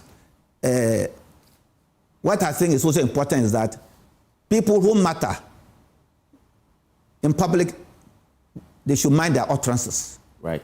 We should be saying, making utterances that help. Exactly. Let's look at chieftaincy in Ghana overall. I think if there's one thing that the Europeans did when they came to the shores of Africa, it was to dismember the chieftaincy system that we had, because they came with their own system of governance and they realized that we have our own system of government. They tried all they could, but as we speak right now, chieftaincy is still well and alive in Ghana. But do you think it has a future in the country? My message, and I don't say it, I'm missing words, is that with all the problems of chieftaincy, it is our asset, not our liability. Yeah. Let me refer you to 1958, John Smith. In northern Nigeria, he warned that anybody who attempts to remove the stability that chieftaincy provides without ensuring an even greater stability is courting disaster. The Europeans did what they did to chieftaincy because they knew if the chieftaincy was left intact, they wouldn't be able to colonize, get away. True. That's why they did that. But we shouldn't agree. If somebody is pushing inside a river, should we agree to go into the river? You should fight back. Yeah. So the institution is unfortunately, a lot of people don't understand this noble institution, unfortunately. To the extent that some people think that once you're not from the royal family, if the chieftaincy conflict, it's not your matter. It is. It is your matter. It is indeed. If there's a problem, assuming the police station was not there, where do you go to? The palace. If there's a quarrel, if the courts are not there, where do you go to? The palace. So, I think we should always be mindful about these facts. Right. Dr. D.S. Dana, or H.S. Dana, thank you very much for your time this afternoon. He's a chieftaincy researcher, a legal anthropologist, and former Minister for Chieftaincy and Traditional Affairs. A very knowledgeable man. Thank you once again for making time to join us in the studio this afternoon. Well, let's take you to Parliament now, where the minority have staged a walkout accusing the First Deputy Speaker, Bernard Ahiafo, of attack, intimidation, and frustrating their efforts to hold ministers accountable on the floor of the House. The walkout followed a disagreement between First Deputy Speaker Bernard Ahiafo and the Minority Leader Alexander Afenyo-Markin over the Speaker's decision to rule out a follow-up question on procurement process involved in the government-announced SIM card re-registration exercise. My colleague James Aveji has details of what transpired. He's joining us from the House of Legislature. James, tell us more. What really happened?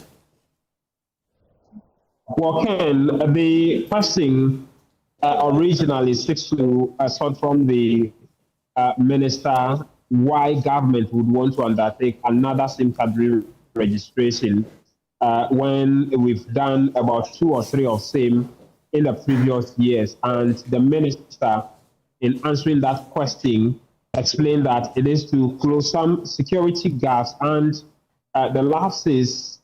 The reason we were told earlier were to prevent a number of things, including SIM card frauds and others, which are still continuing. And so the reason is to stop all of those. Then there was a follow-up question on that about whether or not this is coming at a cost to the state, of how much will be involved in this. The minister provided an answer to that, and then the minority leader rose to his feet and asked another follow-up question on whether the ministry or government is considering using procurement basis, and which kind of procurement, or just questions around procurement issues around this particular exercise that is scheduled. The government has announced it will be undertaken. But the speaker, the First Deputy Speaker, Bernard Ahiafo, who is presiding over the proceedings, sought to draw the minority leader's attention to the fact that the orders of the House does not allow for a follow-up question which is not based on the original question that is asked the minister. The speaker believes that that question does not fall within the original question of why government intends to do this exercise. And so if he could frame the question, he would allow for that. The two of them went on that for 2-3 occasions. For about 20 minutes, they were going back and forth around the propriety of the minority leader's question. Finally, the speaker allowed the minister, and the minister indicated that the earlier one, initial one, was about how many SIM cards they will be registering. The minister said he doesn't know have the figures to put to it, and so should the first question be filed, he would get the figures correctly and come back to the House. But the speaker ruled out the question about the procurement issue, which the minority wasn't happy about, for which reason they staged a walkout from the chamber. They did an emergency press conference after that, in which they accused the speaker of using the orders of the House to intimidate and frustrate the minority from holding government ministers accountable when they appear before the House. James, don't go yet, because we understand that Kojo Opon Nkrumah is currently on the floor of the House addressing Parliament. We'll come back to you, but let's listen in to what he's saying right now. A copy of the answers submitted by the central bank. This is what they don't want you to cover. Now, let me give you a bit of a background. In 2025, you will recall that we raised here on this floor that there were questions about how the sovereign reserves of the Republic of Ghana were being managed in an attempt to bring the currency to a particular exchange rate. And there were denials from the central bank. The year having been over, we then filed questions, 3 questions, just 3 questions. The first question is to ask the governor the source of the forex that is being used for the foreign exchange market intervention that is being done to bring the currency to where it is. Where are they getting the forex from? The second question is to ask the governor what framework the foreign exchange market intervention is currently using. And the third question is to ask the governor how much has been injected. You recall us talking about they pumping a lot of our reserves into the market in an attempt to achieve a particular exchange rate. Now, in recent weeks, we have found more developments at the central bank in the exercise of monetary policy, reserve management, and the growing losses at the bank. Why does this matter to us? Because at the end of the day, you, the people of Ghana, will pay. And that is why we are raising these questions, so that we can also share other risks that they are not paying attention to. Earlier, the governor submitted his answers, and I'm going to read to you the answers they don't want you to hear. And it is just as we're about to have this meeting, so that he will deliver these answers, and then we will execute the follow-up questions. Yes, it is just as we're about to start this meeting that now the majority side says they do not want the media to cover. In the responses that they have given, they actually answer the question of the source. And the answers have already been published on the order paper. So there are matters that are not secret. They are already published on the order paper. And I want to read to you the first part of why they don't want you to cover.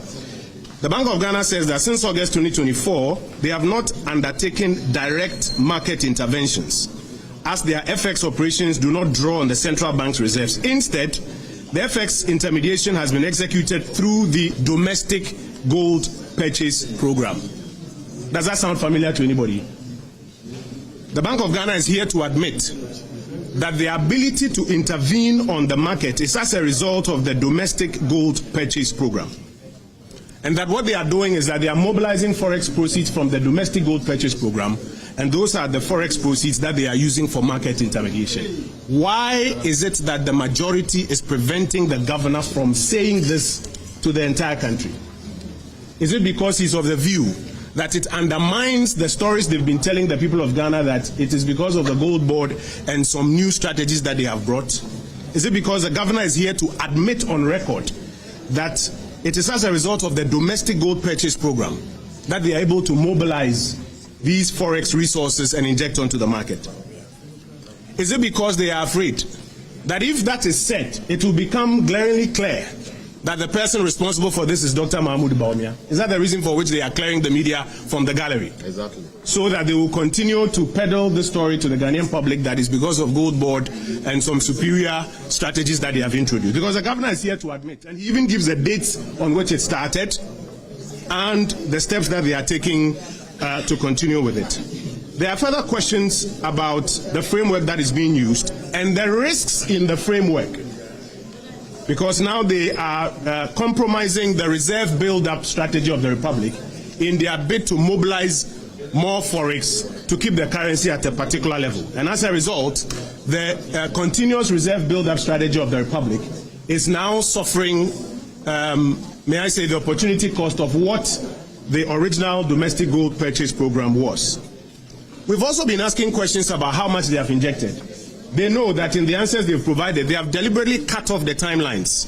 Questions as at April, they are answering backdated answers to 2025, not to provide the latest numbers. And they know that the follow-up questions will come. And so they are on this exercise to ensure that the media does not cover what is happening. We have further questions on extra losses that the central bank is incurring. You recall that recently, when the Bank of Ghana accounts came, instead of complying with the act to lay it before Parliament, they have still not done it. They invited you here, and they invited NDC party members and members of NDC caucus to come and announce an understated loss to you here. The finance minister has still not presented it to Parliament. We are observing more losses that are happening there, and they know the governor will be requested to answer, and he cannot lie. And so they are denying you an opportunity to cover the answers that he will be given. There are questions about the credibility of some of the figures that they have been putting out that we are going to put to him, and they don't want you to hear the answers. We are here to inform you this afternoon that as a result of their decision not to allow you to cover, we have suspended our participation. Our leadership will continue to engage so that they do the right thing. In times past where the governor has been here, you have been in the chamber to cover. Live.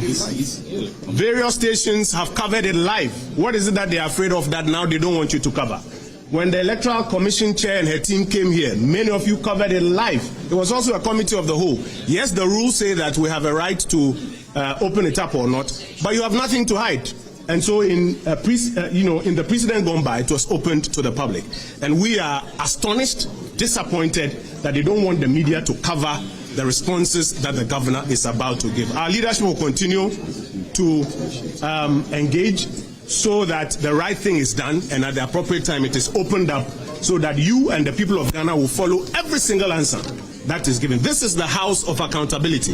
This is the people's house. This is where the people must hear the answers to all of these questions. And today, as we advertise the practice of an open parliament, why do you want to close questions that have been advertised and answers advertised to the public? We leave the jury out to decide.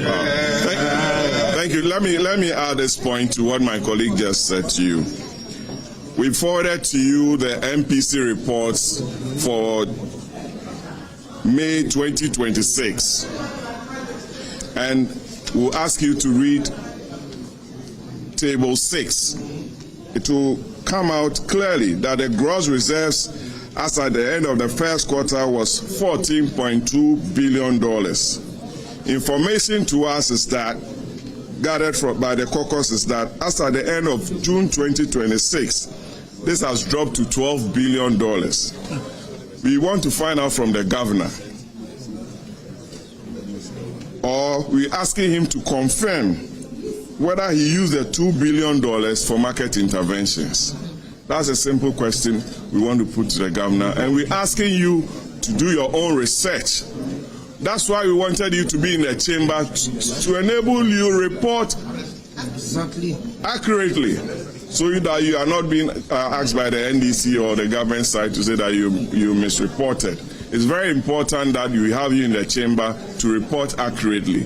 So find out by the information provided you whether he's used $2 billion to intervene in the market. Thank you very much. Thank you very much.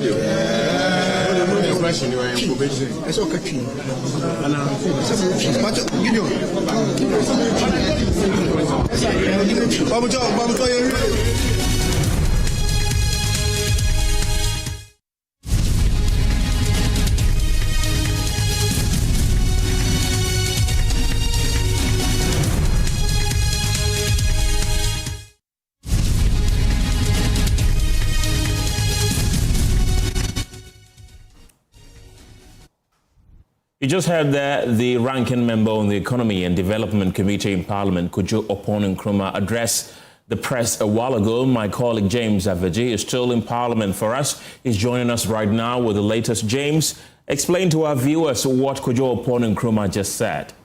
Their leaders to continue the engagement to see if they would be able to get them to agree for the media to partake in the proceedings. Ken, if you can hear me, just a quick brief of what they've been saying so far. The minority is indicating that the questions involved for which reason the governor has been summoned here are three. One, how much did government or the Bank of Ghana use to intervene in the to stabilize the cedi? How much money have they injected into the economy to bring about the stability of the cedi since January 2026 as we speak? And I mean, where those monies come from and other issues around that. That is the question that brought the BOG governor to Parliament. Their expectation has been that this should have been an open encounter so that the media can cover that. According to Akufo-Addo Nkrumah, their information also indicates that the country's reserve, Patrick Boma has been telling us, has also declined in the last few months from some 14 billion in the first quarter to about 12 billion as at the end of June 2026, and they want to answers on the difference of the 2 billion that occurred as part of the reduction, and those are the things they want the media to cover, and they have decided to excuse themselves from the proceeding to allow for their leadership to engage and agree that the media would be allowed into the proceedings before they can partake in that. We are yet to get any reaction from the majority on this, what they make out of this. But earlier I was indicating to you what happened to require the walkout that they did, and I was telling you about the First Deputy Speaker's decision to not allow a question from the minority leader, which he believes does not align with the original question about why government is deciding to undertake another re-registration exercise, and the decision of the Speaker not to allow him ask that warranted them to walk out from the floor of Parliament. They say the First Deputy Speaker, according to them, is using the orders of the House to intimidate and frustrate them from holding ministers accountable when they appear before the House. We can take that excerpt and then we'll come back to continue with the conversation, Ken. We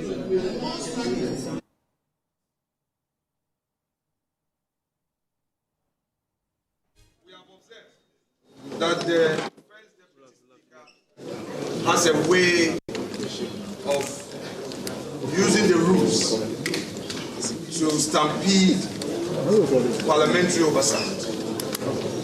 You've all observed that he started the attack on our backbenchers. Anytime our backbenchers were, had the opportunity to be on their feet, he will use the rules to frustrate them.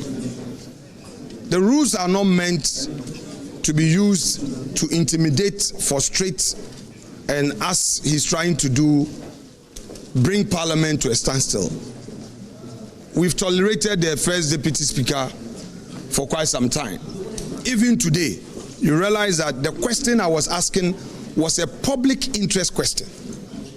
This is a government policy that is seeking to start SIM registration afresh. They claim that people use unverifiable identities to get SIM registration cards. And our question is, at what cost? How many people were identified to have used stolen IDs and all of that? Especially so when the minister himself said it will be at no cost to the subscribers. This is a harmless question. It's the interest of the Ghanaian public to know how much it is costing the nation. In any event, the previous registration came at a cost. So we need to know what procurement processes are being followed and all of that. And this is a First Deputy Speaker who sits in as a presiding officer, claiming to know the rules and saying that no, it's a new question. Meanwhile, that answer was provided by the minister. And the rules under 89(1) allows you to anchor your supplementary question on an answer given by the minister. Clarify. For the purpose of clarification. So this is just our protest. We protested the posture of the First Deputy Speaker using the rules to frustrate us. And as you observe, even his own side disagreed with him. The majority leader himself realized that what he was doing was wrong. Is the reason why we walked out. However, we're going back into the chamber to deal with other business. We protested his posture on this very matter, and that is it. Thank you very much indeed.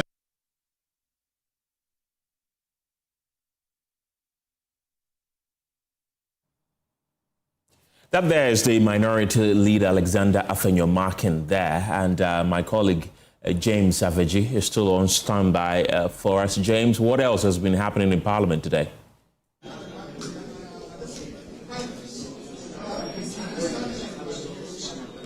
Well, Ken, there's been a number of reports that have been laid from the Public Accounts Committee and other committees on the floor before the question and answer session began. The first one was with the Minister for Communications, Sam George, which resulted in the outcome we have just listened to from the minority. The second session was supposed to be the governor of the Bank of Ghana. We're just learning the majority is here to respond to the concerns of the minority. Let's go back now and listen to the majority chief whip, Roxy Nelson Apamekpo, who has just come to address the media on this. Address you. So just be on standby. Shortly, we will return. So hold on.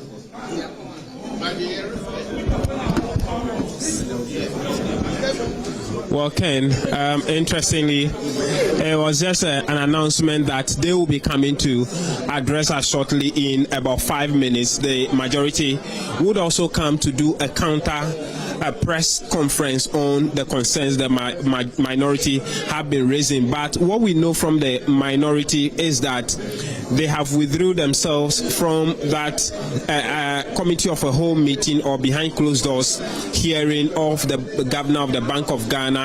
They have entrusted their leaders or the leadership of the minority to engage the majority to agree that the media will come in, or this hearing will be open to the general public and the entire country to listen to the answers that will be provided by the BOG governor to the questions that have been raised. And that is what we're hearing. We're just having in now the majority leader, Mahama Yarika, and the majority chief whip, Roxy Nelson Apamekpo, on the issues. We can go and listen to them on what they have to say to the issues.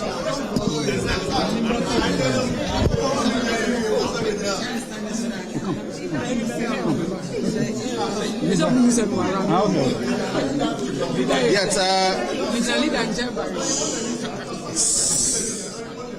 press, can you separate?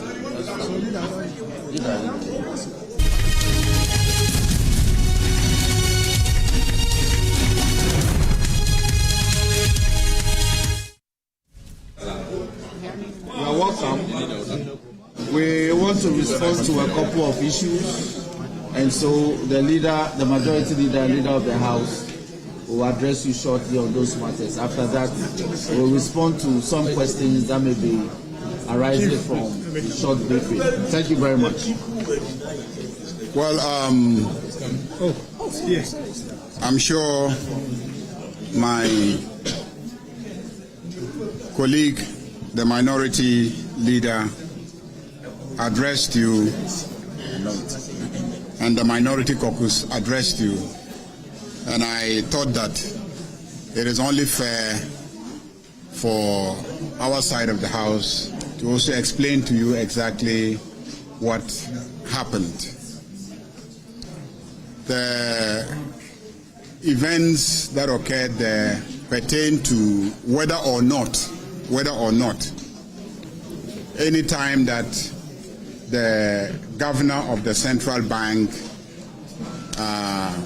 appears before the House, whether it has to be a public hearing. That's the basic question.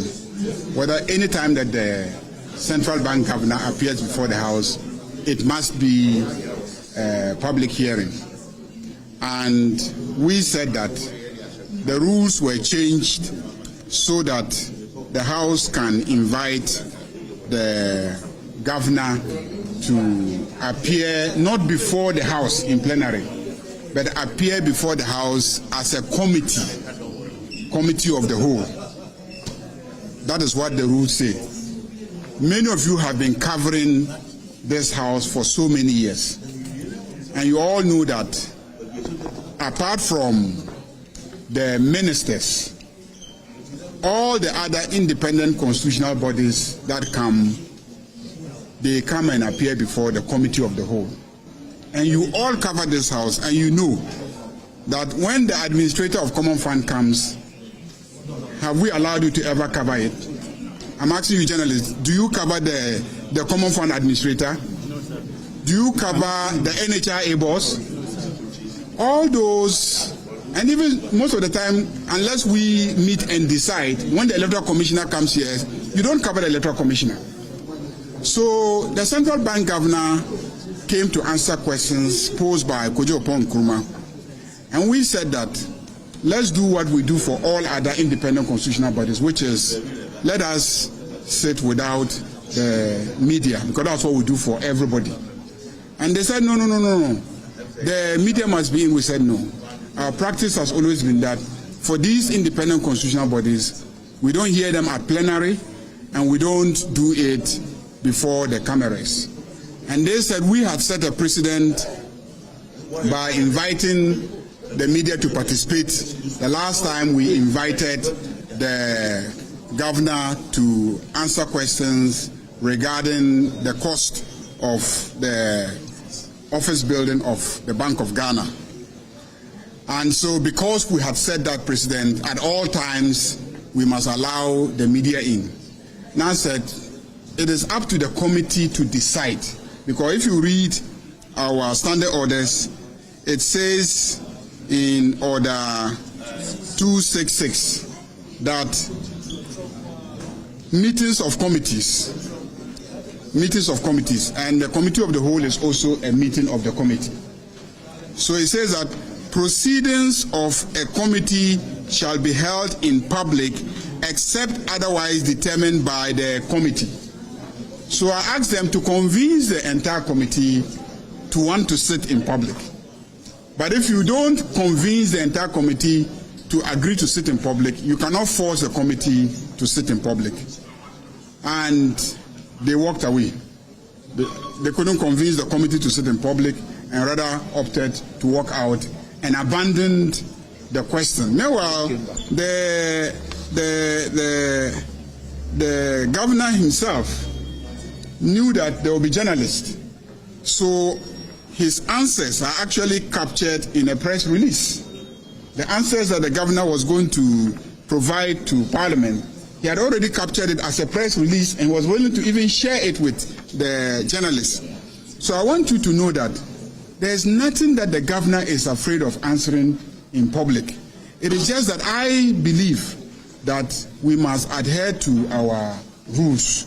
And if indeed your interest is in finding out something about the way that the finances of this country are being managed, the man who is managing is sitting in front of you.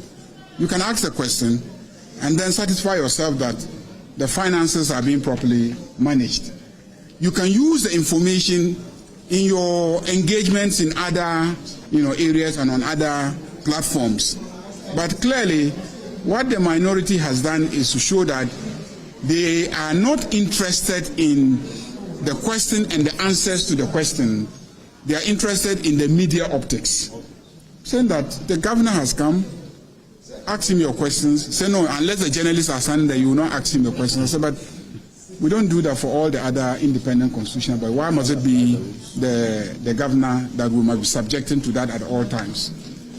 I did it because I had the numbers, so I could convince the committee of the whole at that time to have the journalists in and cover the proceedings. If you want to do that, you have to approach us, you have to work with us, and we will all agree that this is how we're going to do it. But when you have an attitude of you want to do things the way you want at all times, you were here this morning, you asked the minister a question, the minister answered, then you want to ask, supplementary questions, speaker rules against you, you show gross disregard for the speaker, and then you walk out. When you have that attitude, even on simple matters, we will grandstand. You understand that?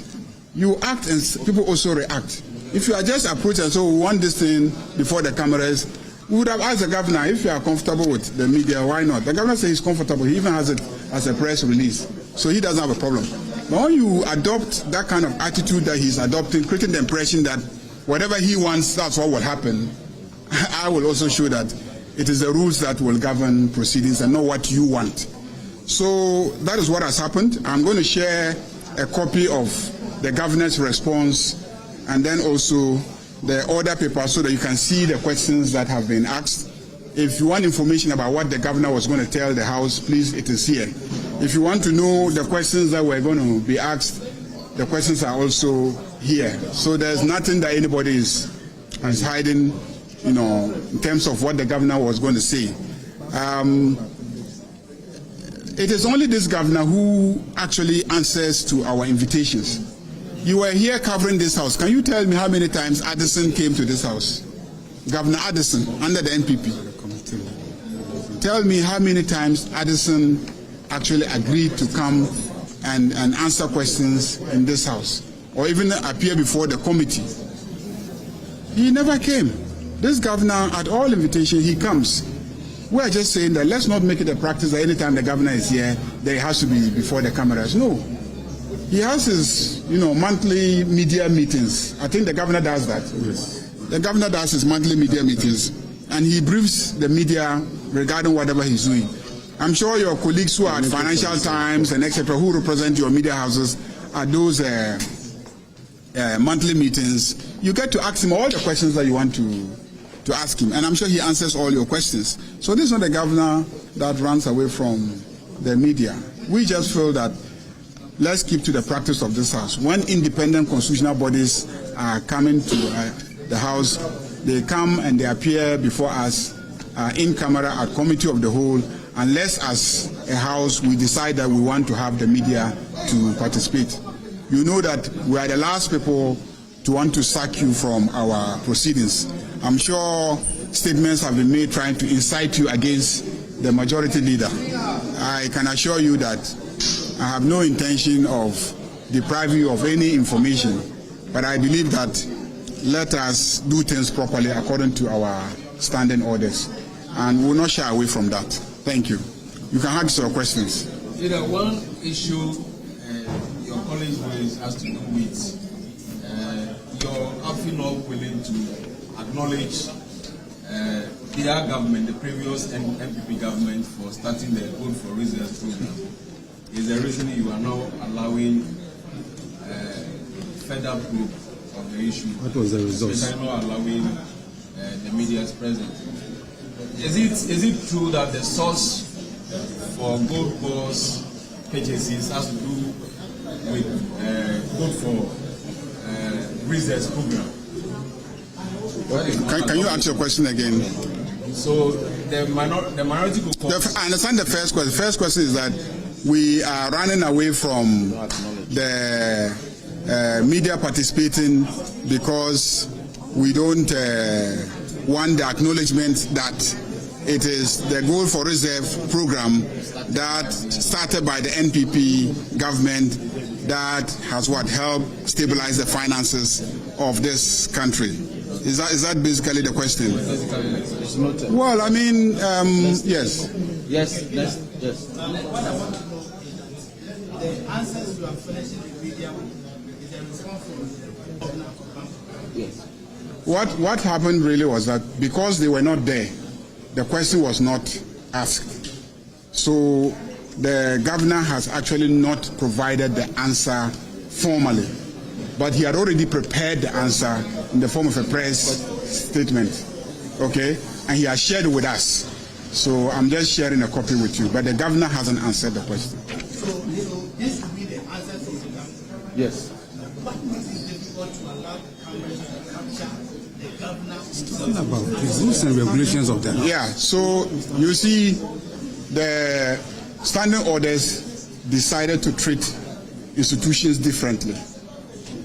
Ministers appear before plenary. Governors, common fund administrators, Get Fund, NHIA, they appear before the committee. Now, you have to decide, members of the committee, whether you want the committee to be in camera or you want the committee to sit in public. Now, let me say something. For today, there's no issue. Now, if you allow a practice where automatically anybody can drag the central bank governor to this house and before the cameras say whatever they want to say, and the governor says certain things, you know how sensitive any comment by a central bank governor is likely to be in relation to the stability of your currency. So even though this House is trying to make the institutions accountable to the people, you have to do it in a very guarded manner. In a very guarded manner. The idea behind making the governor answerable to Parliament is so that when we need information, we can get it. Okay? But it is not the objective of the rule that we should always subject the central bank governor to a media inquiry. That is the principle. But of course, when you are in a minority, you like the show of media inquiry. So you'll be fighting for a thing like that. But when you are in a government, in all sincerity, you will be more cautious in terms of how you manage information about your central bank, activities. And so that is basically the issue. I believe that it is better to be cautious than to throw your central bank governor out there, and allow people to ask questions, to say all sort of things. Sometimes you are here in the House with us. People ask questions without any basis. Without any basis. For us at the political level, we can engage in that banter and get away with it. For the governor of the central bank, he cannot engage in that kind of banter, and then the finances of this country will get away with it. I hope you understand. So that is why we in the majority insisted that we will not deviate from the practice of having the independent constitutional bodies appear in camera before the committee of the whole. If you invite them 100 times, they will come 100 times, but they will come and appear before the committee in camera. When they provide you with the answer, you can go out and do whatever you want to do with the answer. That's up to you. But we will not allow it to be before the journalists, unless among us as a committee we agree. So we said that let's agree. Convince us why you want us to have it before the cameras. Okay. And then instead of trying to convince us, they just walked out. Okay, only two. Yes. Which one? About the goal for reserves. Oh, as for the goal for reserves policy, we're all in this House when it started. Started under the NPP. But what was the result? What really made goal for reserves successful? What made goal for reserves successful is the fact that when NDC came, we set up a whole institution called Gold Board to manage it. Number two, MPP was taxing the gold miners for selling their gold to the state. So when I mine my gold and I sell it, I pay tax. NDC removed the tax. So that was what incentivized the miners to now run to government with their gold. In the past, gold for reserve was there, but they were not getting the gold. They were not getting the gold because if the miners come to sell to the state will deduct tax out of it before giving them their money. So they were selling to smugglers. And that's how come at that time UAE will record that we imported 100 tons of gold from Ghana, but when you go to Bank of Ghana record will say we exported 15 tons of gold to the UAE. The 80% difference was accounted for through smuggling. So what made it successful is when we removed the taxes, and second and thirdly, what made it successful is when we passed a law saying that only Gold Board can buy the gold. Under the NPP, anybody could buy the gold, okay? And then they will pay tax. And so they smuggled it because they didn't want to pay the tax. NDC reformed it fundamentally. Created Gold Board, took out the taxes, and then prohibited any other person from buying it. That is the real story of the success of, the...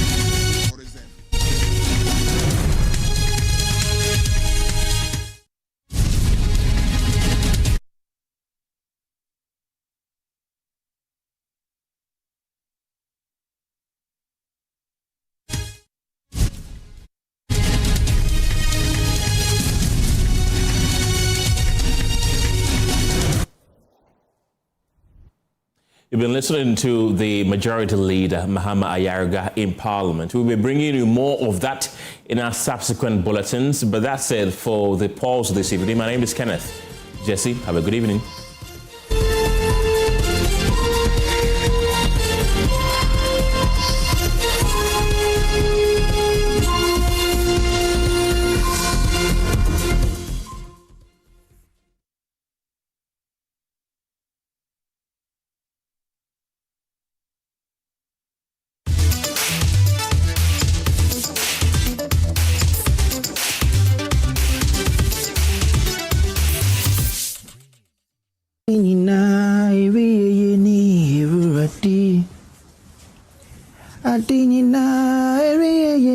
Messiah Misro namesi uchi robot entima Wayeti unzenina Nyamini Wamani hui Esusi nuni freni nuana Na efrini mofrasi nu Adiado Yesoni sa Ansana wananta Wayeti unzenina Nyamini Mese wamani hui Esusi nuni freni nuana Na ifrini mofrasi nu Adiado Yesoni sa Ansana wananta Na wayeti unzenina Nyamini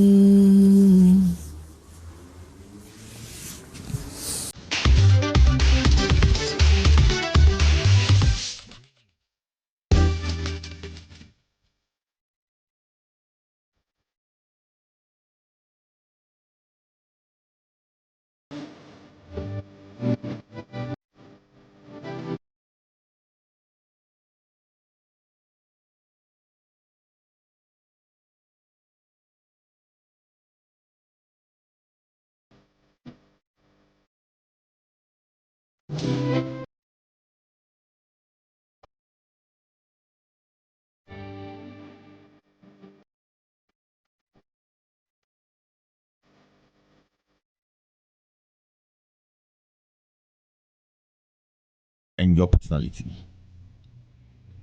The brand is Jesus. You call Jesus? I'm Jesus Boo. You don't know? You don't know? Jesus Boo. I'm married to Jesus, and I have a Bible verse that backs up my claim. So, rest. You know that a lot of this theology you are doing is now we have to now be looking at it. No, it's not. It didn't come from theology. Actually, it was when I was going through a phase. God gave me a covenant verse, and that verse, I'm married to Jesus. Period. If you don't like it, go and fight Jesus. Where was the wedding ceremony? Why was I not invited? No, you won't be invited for our wedding. Did Bidash play at the wedding? No. Saints and angels. Angels. Wow. All the saints and angels. So when you come here, you want to disgrace me with this voice. What are you trying to say? You didn't feature me on the album. You have come and you want. Well, I said I was going to do a song with you and Doreen Avio. Oh, okay. So she's going to rap and you're